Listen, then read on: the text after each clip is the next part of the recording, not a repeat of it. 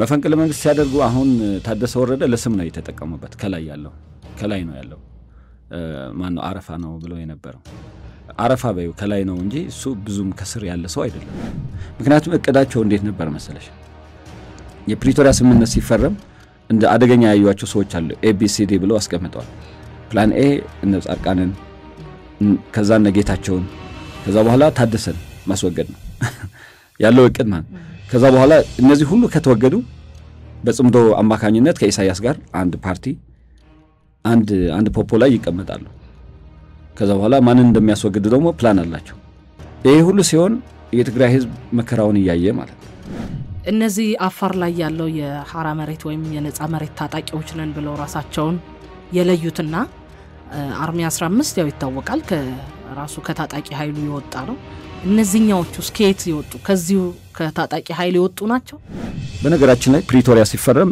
ሶስት ኃይሎች ትልቅ ተቃውሞ አሰምተዋል አንደኛው ሻቢያ ነው ተخلفና ብሎ መግለጫ ወጥቷል ተخلفና ማለት ተስተጓጓለ እቅዱ የነበረው የትግራይ ህዝብ ሙሉ በሙሉ ለማጽዳት ስለነበረ የፕሪቶሪያ ስምምነት ተስተጓጓለ አለ አሁን ደግሞ የዞን አስተዳደር ትርጉም የለውም ትግራይ ውስጥ ዞኖቹን ያስተዳደሩ ያሉት ጀነራሎቹ ናቸው ሲቪል የሚባል መንግስት የለም ማረጋገጫ መስጠትና ማረጋገጫውን በደንብ በትክክል ማየት የማይቻልባቸው ሁኔታዎች አልተፈጠሩም ለማለት ነው ይሄንን ይያልኩ የስብሃት ነጋ ካምፓኒ ያደረጉት ህዝቡ ግን የስብሃት ነጋ አይደለም እንዴ ህዝቡ በስብሃት ነጋ ሲጨቆን ለ50 ዓመት የኖረ ህዝብ ነው በተለየ ሁኔታ የትግራይን ወጣት አደራጅቶ የተወሰነ ምንድነው አጋዚ ነው ምናምን ብለው ስም ሰጥተው ሞቃዲሾ ማዘመት ለትግራይ ህዝብ ጥፋት እንጂ ጥቅም የለውም ይሄው የቢዝነስ ስትራቴጂ ነው አሁን ፍሳማንጂ ሱዳን ላይ የሚፈጽመው አሁን ትግራይ እንደ ኤርትራ ሆነዋል ሳዋ ማሰልጠኛ የኤርትራ ወጣቶች ሁሉም ወጣት ወደ ጦር ግንባር ተብሎ እንደሚሰለጥነው ሁሉ የትግራይ ወጣቶች ሲሰለጥኑ ማየት አሁን የተለመደ ነው የኢትዮጵያ ድምጽ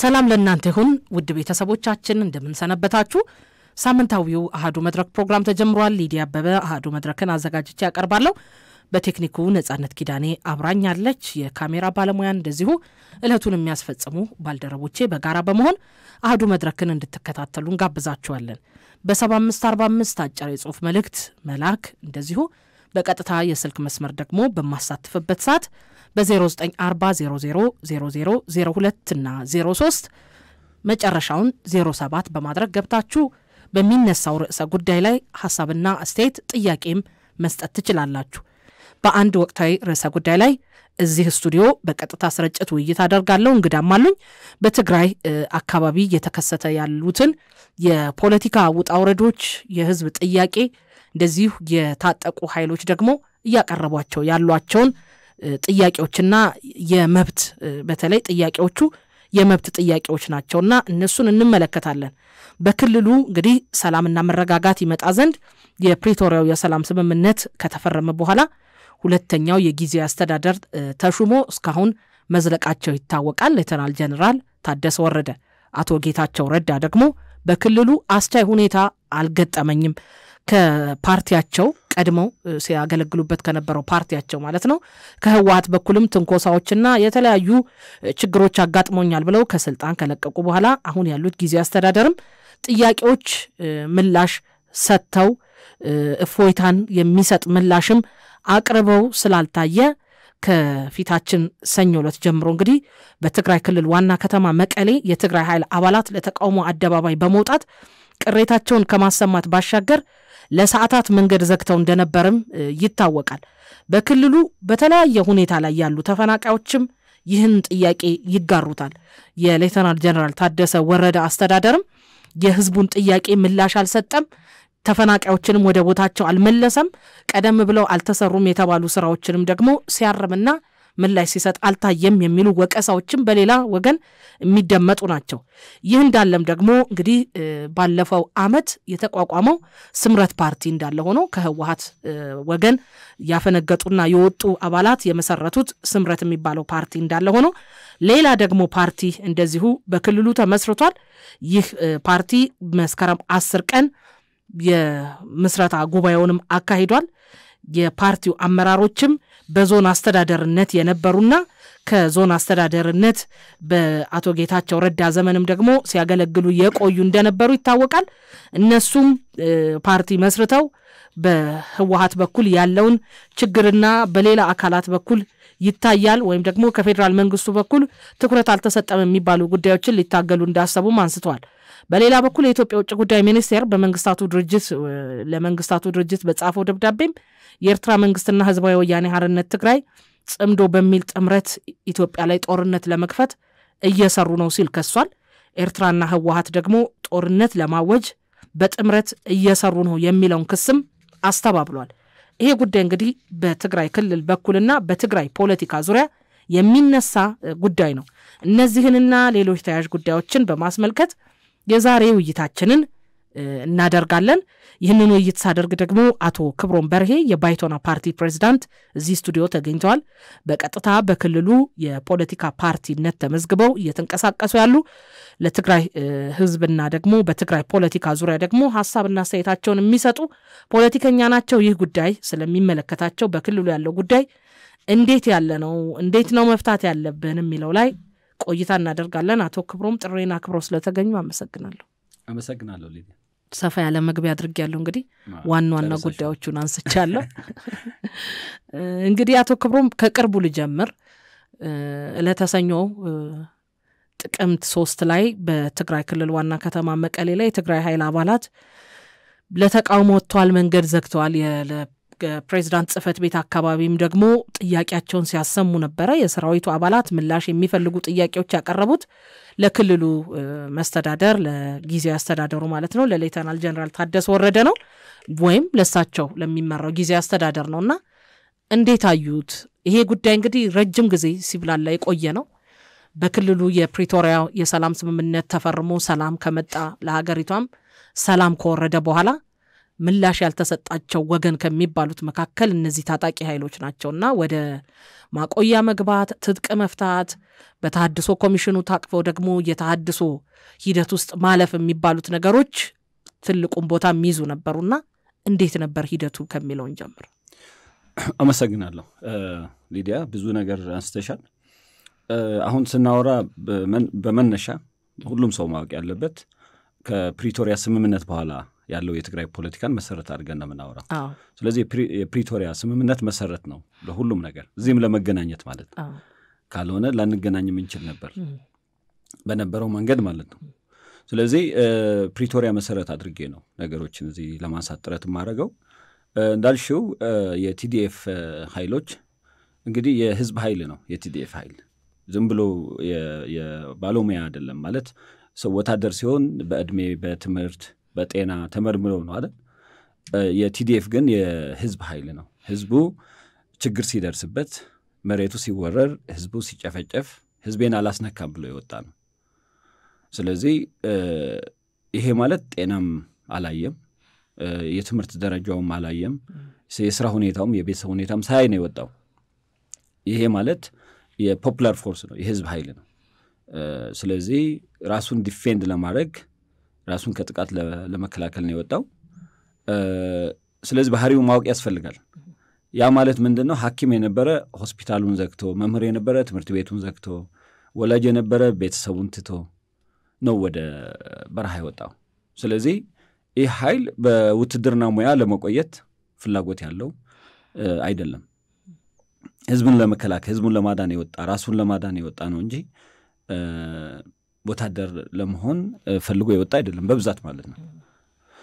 ስለዚህ ይሄ ምልሽ 90% እና ከዛ በላይ ነው ወታደር የነበረ በተለያየ በኢትዮጵያ ሀገር መከላከያ የነበረ በትግራይ ልዩ ኃይል በሌሎችም የነበረ አለ በእርግጠኝነት እሱ ከ5% አይበልጥም ሲናገሩም እንደምሰሚ 5000 ሰው ነበረን ይላሉ በኋላ 5000 ሰው ቢጨመር ከ10,000 እና ከ20,000 አይበልጥም የቲዲኤፍ ግን በ100,000 ነው የሚቆጠረው በ100,000 ነው 200-300,000 ከዛ በላይ ነው ስለዚህ ይህ ኃይል በፕሪቶሪያ መሰረት ወደ ኑሮ መመለስ ነበረበት ፕሪቶሪያ ስምምነት ተደርጓል የፕሪቶሪያ ስምምነት በፌደራል መንግስትም በትግራይ መንግስትም መከበር ነበረበት ያ አልሆነም ፕሪቶሪያ ቢከበር ምንድነው የሚሆነው በዲዲአር መሰረት ዲሞቢላይዝ ይደረጋል እና ደግሞ ሪሃቢሊቴት ይደረጋል ወደ ኑሮ እንዲመለስ ይደረጋል በረሃ ሲኖር ብዙ ነገር አይተዋል ብዙ ችግር አይተዋል ስለዚህ የስነ ልቦና ትምህርት የጤና እንክብካቤ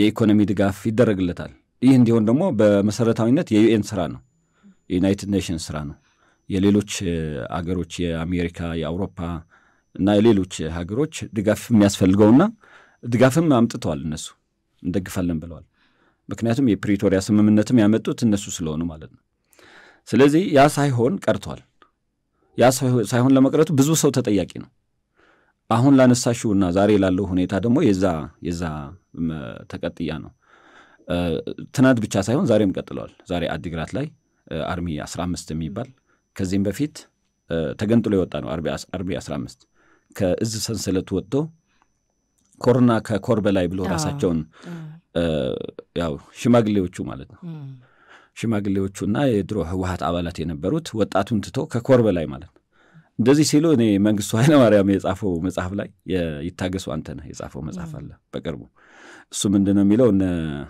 መንግስቱ ኃይለማርያም ሻለቃ መንግስቱ ሻለቃ አጥናፉ ደርግ ብሎ ሲያቋቁሙ መሰረት ያደረጉት ከሻለቃ በላይ ያሉት ኃይሎች የሥርዓቱ ተጠቃሚ ወይም በዝምድና ወይም በጥቅም የተሳሰሩ ናቸው ብሎ ነበር የሚጽፈው ስለዚህ ትግራይም ያ ነገር ነው የታየው በተቃራኒው ማለት ነው እንግዲህ ከታች ያለው ወጣቱ ኃይል ትቶ ድሮ ሽማግሌዎች 67-68 የህወሓት አባላት በብዛት ካድሬ ናቸው የውትድርና ሙያም ያላቸው አይደሉም መከላከያ ውስጥም የነበሩ በብዛት ወጥቶ የነበሩ ናቸው እና እነሱ ተሰብስቦ ኮርና ከኮር በላይ ብሎ መፈንቅለ መንግስት አድርገዋል መፈንቅለ መንግስት ሲያደርጉ አሁን ታደሰ ወረደ ለስም ነው የተጠቀሙበት ከላይ ነው ያለው ማነው አረፋ ነው ብሎ የነበረው አረፋ በዩ ከላይ ነው እንጂ እሱ ብዙም ከስር ያለ ሰው አይደለም ከንቅልፍ ያለፈ አገልግሎት የለውም ለትግራይ ህዝብ ዋናዎቹ ከስር ያሉት ናቸው ከስር ያሉት የአንድ ቤተሰብ አባላት የሆኑት በብዛት የድሮ የህወሓት መሪ የነበረው ስብሐት ነጋ ያደራጃቸው በዝምድና የተሳሰሩ የአንድ ሰፈር የአንድ ቤተሰብ አባላት ናቸው ከ90% በላይ ማለት ነው እንግዲህ እነዚህም ናቸው የኢትዮጵያ መከላከያ ሆኖ በብዛት በየቦታው ሲያስተዳድሩ የነበሩ ናቸው አሁን ተሰብስበው ትግራይ ውስጥ መቀሌ ውስጥ መሽገዋል ታደሰ ወረደን እንደ ሲምቦል ነው የሚጠቀሙበት እንጂ ታደሰ ወረደ ባዳ ነው ለነሱ የነሱም እቅድ ምንድነው መጀመሪያ ስጋት ብሎ የሚያስቡት ያው ትእዛዝ የሚቀበሉት ከኢሳያስ አፈወርቂ ነው ከፕሪቶሪያ በኋላ በነገራችን ላይ ፕሪቶሪያ ሲፈረም 3 ኃይሎች ትልቅ ተቃውሞ አሰምተዋል አንደኛው ሻዕቢያ ነው ተخلفنا ብሎ መግለጫ ወጥቷል ተخلفنا ማለት ተስተጓጓለ እቅዱ የነበረው የትግራይ ህዝብ ሙሉ በሙሉ ለማጽዳት ስለነበረ የፕሪቶሪያ ስምምነት ተስተጓጓለ አለ ይሄ ደግሞ አሜሪካን እስከ መክሰስ የአሜሪካ አሻንጉሊቶች ብሎ የፕሪቶሪያ ፈራሚዎችን አሻንጉሊቶች ብሎ እስከ መስደብ ራሱ ኢሳያስ አፈወርቂ ማለት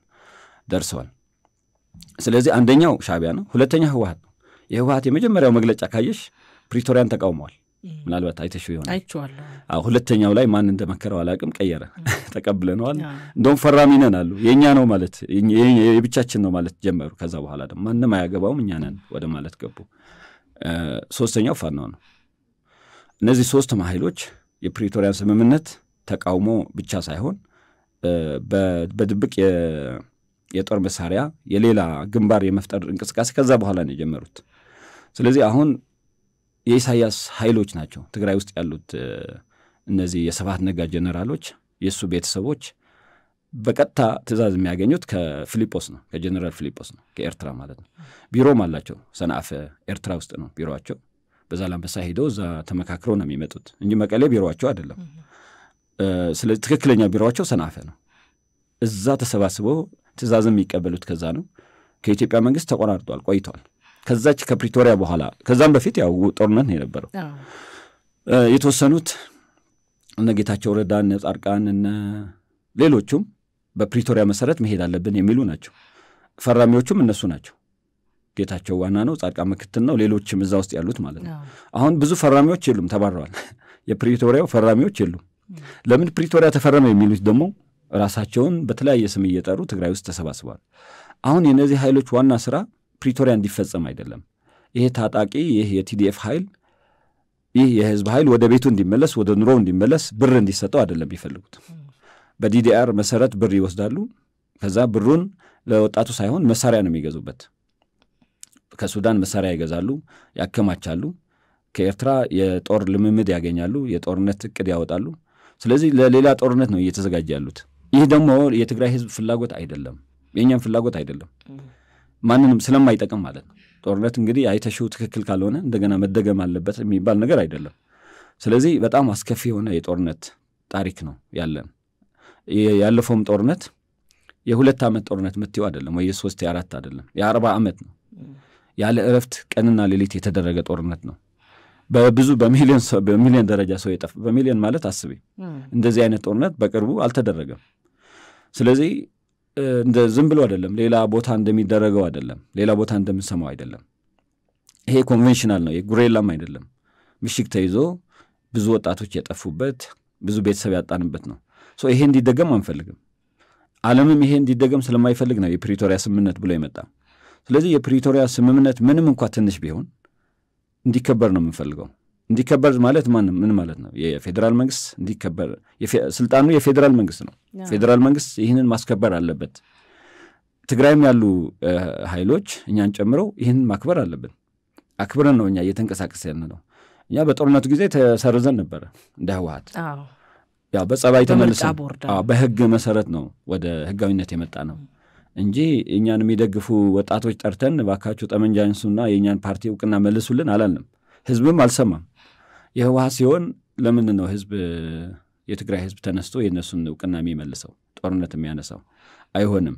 ህዝቡም አይፈልገውም። እና እንዳልሽው አመጹ ቀጥሏል። አሁን አርሚ 15 የሚባለው ከአዛዡ ጀምሮ ጀነራል ጉዕሽ ገብረ ተለይቷል። ከነሱ ተለይቶ ብዙ ጀነራሎች ወጥተዋል ከነሱ። ታውቂያለሽ የኛ ነው የሚሉት ኃይል ነበር ይሄ እንግዲህ አርሚ 15። አዎ የነሱ የትግራይ ህዝብ ብሎ ነው የትግራይ ህዝብ በሻዕቢያ ተወረረ ብሎ በሌሎችም ተወረረ ብሎ ነው የወጣው እንጂ ከዛ በኋላ ሲከፈል አሁን እነሱ ከኮርና ከኮር በላይ ብሎ ነገሩን አጠበቡት። የቤተሰብ አደረጉት። የስብሃት ነጋ ካምፓኒ ያደረጉት። ህዝቡ ግን የስብሃት ነጋ አይደለም እንዴ። ህዝቡ በስብሃት ነጋ ሲጨቆን ለ50 ዓመት የኖረ ህዝብ ነው። በተለያየ አካባቢ የተፈጠሩ ኤሊቶች በጠመንጃ እየተገደሉ ህዝብ ከአንድ ፓርቲ በላይ የትግራይ ህዝብ ከአንድ ፓርቲ በላይ አይሸከምም ተብሎ በአዋጅ የወጣበት ጊዜ ነበር። ሌላ አካባቢ አሁን እንዳልሽው ፓርቲዎች እየበዙ ነው ያልሽው ለዚህ ነው። አሁን ብርቅ ሆነብን ማለት ነው። የትኛውም አካባቢ ፓርቲ ከተከለከለ መጀመሪያ ወደ ጎን ነው የሚሰፋው፣ ሆሪዞንታሊ ይሰፋል። ከዛስ መብዛቱ ጉዳት ሲሆን ቨርቲካሊ እንደ ፒራሚድ ወደ ላይ እየተሰበሰበ ይሄዳል። ስለዚህ አሁን ሌላም ፓርቲ መምጣቱ እንዳይገርምሽ ማለት ነው። ወደፊት ግን እያየነው ስንሄድ እየተሰባሰብን መሄዳችን አይቀርም። ስለዚህ አመጹ አሁን እየቀጠለ ነው። ዛሬ መቀሌ ላይ አመጽ አለ። የአካል ጉዳተኞች ሰልፍ ወጥተዋል። አዲግራት አርሚ 15 ወጥተዋል። አርሚ 15 ከእዝ ሰንሰለት የወጣ ነው። ከማዕከሉ ማለት የወጣ ነው። ከወጣ ቆይቷል። እንዴት ብሎ ነው የሚኖሩት? ራሱ ይገርምሻል። ያው በተፋጦ ነው የሚኖሩት። ከማን ጋር የተፋጠጡት? ከዚህ ከማዕከል ካለው ከነዚህ ለስብሃት ነጋ ታዛዥ የሆኑት ማለት ነው ጀነራሎች። ወጣቱ እንዳየሽው ነው። ትናንት ቪዲዮዎች አይተሽ ከሆነ ጀነራሎች እስከ ማገት ደርሰዋል፣ አግተዋል። አይተሽው ከሆነ እስቲ ፊቴና ፊት ይው አንተ የ80 ዓመት ጀነራል፣ እኔ የ20 ዓመት ወጣት ነኝ። ስለዚህ አንተ ፊት ከኔ ይበልጣል። አንተ ተመችቷል፣ ህዝቡና እኔ ግን አልተመቸንም። ጥያቄ ካልመለስክ እዚህ እናግታለን ብሎ በጣም ብዙ እንትን ነው የነበረው። ሞት አልነበረም በእርግጥ ግን ከባድ ድንጋጤ ፈጥሯል። ስራም ተስተጓጉሏል። ድንጋጤ ውስጥ ገብቷል። መኪናም እንቅስቃሴ የለም። ስለዚህ ከምንም በላይ ጀነራሎቹ እንደዚህ ገጥመናል ብሎ አላሰቡም። እንግዲህ ጌታቸውን ካባረርን ጻድቃን ካባረርን እዳው ገብስ ነው ብለው ነበር ያሰቡት። እዳው ግን የከፋ ነው የሆነው። እንደሚሆንም ብዙ ሰው ተናግረዋል፣ እኛን ጨምሮ በጣም ብዙ ማሳሰቢያ ሰጥተን ነበር። ይህ እንዳይሆን ሰልፍ ወጥተን ተደብድበናል፣ ታስረናል። አሁን ከጦርነቱ በኋላ ማለት ነው ጳጉሜ 2 ብዙ ወጣት ተደብድቧል፣ እኛም ተደብድበን ታስረን ነበረ። ሰልፉ ምን ነበረ ጥያቄው? በሰልፉ በቃ ይሆኑ የቲዲኤፍ መብት ይከበር ነው፣ ፕሪቶሪያ ይከበር ነው። ፕሪቶሪያ ከተከበረ ግዛት ይመለሳል፣ የተፈናቀለው ህዝብ ወደ ቤቱ ይመለሳል። በትግራይ ያሉ ወራሪዎች 360 ዲግሪ ያሉ ወራሪዎች ይወጣሉ ከትግራይ፣ ህግ ይከበራል እና መንግስት ደግሞ ይቋቋም ነው። ሁሉም ያቀፈ መንግስት ይቋቋም ነው። ከአንድ ፓርቲ ሳይሆን ከሁሉም አካባቢ ከሁሉም ፓርቲ ይቋቋም ነው። ይህንን ጥሶ እነሱ አሁን ያልሽው አንድ አሻንጉሊት ታደሰ ወረደ የሚባል አሻንጉሊት ከ24 ሰዓት ውስጥ ለተወሰነ ሰዓትም ማይነቃ ብዙውን ጊዜ በእንቅልፍ የሚያሳልፍ ጀነራል ነው እዛ ፊት ለፊት ያስቀመጡት። ከውስጥ ያሉት ግን ሌሎች ናቸው። ሌሎች እነ ፍስሐ ማንጁስ እነ ወድን ቤቴ ምናምን የሚባሉ መንደርተኞች ማለት ነው። እነዚህ መንደርተኞች ናቸው ትግራይን እንመራለን ብሎ የሚያስቡት። and it is impossible አይታሰብም። የሚታሰብ አይደለም። እንደማይታሰብ ደግሞ እያየሽው ነው። ነገ ከነገ ወዲያ ሌላ ነገር ነው የምንሰማው። እሱ ብቻ አይደለም። አሁን አፋር የተሰባሰበው ኃይል አይተሻል፣ ቲፒኤፍ። እሱ ቀላል አይደለም። ብዙ ጀነራሎች ናቸው እዛ ያሉት። ሐራ መሬት ብሎ እነሱ ልክ ይሄ ኮሮና ከኮር በላይ ሲባል የወጡ ናቸው። አንደኛ ታድነዋል። የኛን አቋም ካልተቀበላችሁ ተብሎ ብዙ ወጣቶች ተገድለዋል በዛን ጊዜ። ስለዚህ ከግድያው ያመለጡ ናቸው ብዙዎቹ። አሁን በየቀኑ ቁጥሩና ጥራቱ እየጨመረ ነው እየሄደ ያለው እዛ ያለው ኃይል። የኛ ስጋት በእነዚህ መካከል ጦርነት እንዳይነሳ ነው። በእነዚህ መካከል በየትኛው መካከል በሁለት ሰው መካከልም ጦርነት እንዲነሳ አንፈልግም። ያም ሆነ ይህ ግን የነሱ እቅድ የነበረው ከላይ ያሉት 20 ይሁኑ 30 ጀነራሎች የአንድ ቤተሰብ ጀነራሎች ስለሆኑ ሁሉንም ኃይል ይቆጣጠሩታል ብሎ አስበው ነበር። በእርግጥ እስካሁን ተሳክቶላቸዋል። ዝም ብሎ አይደለም። እስካሁን ትግራይ ውስጥ የፈለጉትን እያደረጉ ነው የኖሩት። ተመሰረትን ካሉበት ጊዜ ከ67 ጀምሮ በየሰፈሩ የተነሳውን የፖለቲካ ኃይል በማጥፋት በየሰፈሩ የተነሳውን ልሂቅ በመግደል በማፈን በማፈናቀል 50 ዓመት ትግራይን ገዝተዋል። 50 ዓመት ማለት እንግዲህ ኢትዮጵያ ውስጥ 27 ዓመት ገዝተዋል ነው የሚባለው። እዛ ውስጥ 50 ዓመት ነው የገዙት። 50 ዓመት የገዙት አካባቢ አለ። ለምሳሌ ሸራሮ ብትሄጂ ከትጥቅ ትግሉ ጀምሮ ማለት ነው ያስተዳደሩታል። ያኔም ሐራ መሬት የነበረ ደርግ የማይገባበት ማለት ነው። ስለዚህ ያኔም ታጣቂ ሽፍታም ሆኖ የመሩት በኋላ መንግስት ነን ሲሉም የመሩት ማለት ነው። በጠቅላላ 50 ዓመት ሞልቷል። ስለዚህ 50 ዓመት የተመራ በእነዚህ 50 ዓመት የተመራ የትግራይ አካባቢ አለ። ከዛም አልፎ 40 30 ምናምን እንደዚህ ያለ ይቀጥላል። ያም ሆነ ይህ በጣም አሳዛኙ ነገር ከነሱ በላይ ፖለቲከኛ እንዳይበቅል ያደረጉበት ሴራ ነው። በየአካባቢው እየዞሩ ያው እንዳልኩሽ ታጣቂዎችም የሆኑ ፖለቲከኞች የስብሃት ነጋ ኢምፓየር ነው፣ ቤተሰብ ነው እንዳለ። ማንም ብትጠሪ መለስም በይ አባይ ወልዱም ብቲ ጀብረ ጽዮንም ፈትለወርቅ ምናምን እነዚህ የስብሃት ነጋ የእህት ልጅ የወንድም ልጅ ምናምን ናቸው። ከዛ አይወጡም። ይህ ሲያደርጉ የዚህ ኢምፓየር ጠባቂ አድርጎ የሸሟቸው ጀነራሎች በሙሉ የነሱ ቤተሰብ ናቸው። ከዛ ውስጥ ባዳ የሆኑት የተወሰኑ ናቸው፣ ጥቂት በጣት የሚቆጠሩ ናቸው። በኢትዮጵያ የሚታወቁት ማለት ነው። በኢትዮጵያ የሚታወቁ በስም የሚታወቁ በብዛት 90% እና ከዛ በላይ እነሱ ናቸው። እንደዛ ሲሆኑ በብቃትና በምናምን አይደለም፣ ያው ለማፈኛ ነው፣ ለማፈን ለመግደል ነው እንጂ ከሌላ አካባቢ ሰው ጠፍቶ አይደለም። ስለዚህ ይሄ ነው አሁን እየወጣ ያለው ነው። አሁን ይሄ መሆኑ ሳይቀር በጣም አሳዛኙ ነገር እነዚህ ሰዎች ከሻዕቢያ ነው ትእዛዝ የሚቀበሉት። ከሻዕቢያ ጋር ነው እየተሰበሰቡ የሚውሉት። አሁን ቢሮዋቸው መቀሌ ሳይሆን ድንበሩ አካባቢ ነው የነሱ ቢሮ። አልፎም ኤርትራ ውስጥ ነው፣ ሰንዓፈ ውስጥ ነው ቢሮዋቸው። ስለዚህ እነዚህ ሰዎች ለትግራይ ህዝብ ይሄ የሚባል ጥቅም ይዞ ይመጣሉ ብሎ የሚያስብ ካለ ሞኝ ብቻ ነው። ምክንያቱም የሻዕቢያ መንግስት ከማንም በላይ ለትግራይ ህዝብ ያደረገው እኛ እናውቃለን። የአይደር ህፃናት መደብደቡም ነው ህዝብ የሚያውቀው። በየድንበር አካባቢ የነበሩ ትምህርት ቤቶች የነበሩ ተማሪዎች ህፃናት ስንት እንደገደለ እስካሁን አልተቆጠረም። በኢትዮ ኤርትራ ጦርነት ጊዜ ነው፣ ከዛም በፊት ከዛም በኋላ ሻዕቢያ ከተፈጠረ ጀምሮ የትግራይ ህዝብ መግደል ያቆመበት ጊዜ የለም። ለዛ ነው እኮ አሁን በኤርትራ ድንበር አካባቢ ያሉ አካባቢዎች ከተሞች የወደሙት። ዛላምበሳ አይተሽ ከሆነ በታንክ ነው ያፈረሰው። ስለዚህ ለምን ነው ያ ከተማ ያልተነሳው ያልተቋቋመው? አሁንም ብትጂ ህንጻዎቹ እንደፈረሱ ናቸው። ራማ እንደዚህ ነው፣ ባድመ እንደዛ ነው፣ ሸራሮ እንደዛ ነው፣ ኦም ሐጀር ሑመራ አካባቢ ያለው እንደዛ ነው። ስለዚህ የትግራይ ቤት በማፍረስ ፋብሪካ በማፍረስ ወጣት በመግደል ሽማግሌ የአገር ሽማግሌዎችን በመውሰድ በማፈን እንስሳትን በመውሰድ ነበር የኖረው። ይህ ሲሆን ያኔ የነበሩት እነመለስ ደንታቸው አልነበረም። ይሄ ቤተ መንግስት የአዲስ አበባ ቤተ መንግስት አይነቃነቅ እንጂ እዛ ያለው ህዝብ በሙሉ ቢያልቅ ጉዳያቸው አልነበረም። ያኔ ሀብታም ሆነ ምናምን የሚባል ሰው ካለም እዚህ አጠገባቸው መጥቶ የሰራ ነው የሚሆነው። እዛ ሀብታም የሆነ ሰው የለም። ስለዚህ 20 30 እና 40 ዓመት ኢህአዴግ የሚባል ዘመን ጊዜ አሁንም ጨምሮ የጦርነት ቀጠና ነው የነበረው። ትግራይ የሚባል ክልል አልነበረም። ሰሜን እዝ በዩ 80% የኢትዮጵያ ሰራዊት ትግራይ ውስጥ ነበረ ሲባል ትርጉሙን መተርጎም ትቻለሽ። ምን ማለት ነው? የእርሻ ቦታዎች የመድፍ ማዕከሎች ናቸው። ቤቶች የወታደር መኖሪያዎች ናቸው። ምክንያቱም ያኔ ካምፕ ስላልነበረ በየቤቱ ነው የሚኖረው ሰራዊት። በኋላ ነው ካምፕ የሰራው። ስለዚህ ትግራይ ውስጥ ምንም አይነት እንቅስቃሴ አልነበረ። የተወለደው ወጣት ሁሉ ወደ ስደት እንደሚገባው ይሄ ሁሉ አይታወቅም፣ እንዲታወቅ አልተደረገም። ምክንያቱም ያኔ በነበረው ኢህአዴግ ስም እንደ ገዢ ነበረ የምንቆጠረው፣ እንደ ገዢ እንጂ እንደ ደላን እንጂ እንደ ተጎዳን አድርጎ የሚጽፍ የሚማጎት ሰውም አልነበረም። የሌላው አይደለም። በጠላትነት ህዝቡ እንዲጠፋ ሲያደርጉ የነበረው አካላት ይህን ለማድረጋቸው አይገርምም። ከራስ የወጡ ምሁራን ነበሩ በዛን ሰዓት። ይህን ለማስረዳት አቅም አልነበራቸውም፣ ሞራል አልነበራቸውም። እኔ ተጠያቂ ናቸው ብዬ ነው። በምድር ባይጠየቁ በሰማይ ይጠየቃሉ ብዬ አስባለሁ። እያወቁ ይህን እየተረዱ ግንዛቤው እያላቸው ስለተማሩ ኢህአዴግ እንዳይቀየማቸው ብቻ ይህንን ሸፍነው ኖረዋል እንጂ በዛን ጊዜ የነበረ ሁኔታ ትግራይ የኤርትራ አንድ ክፍል እንጂ የኢትዮጵያ አንድ ክፍል አልነበረም።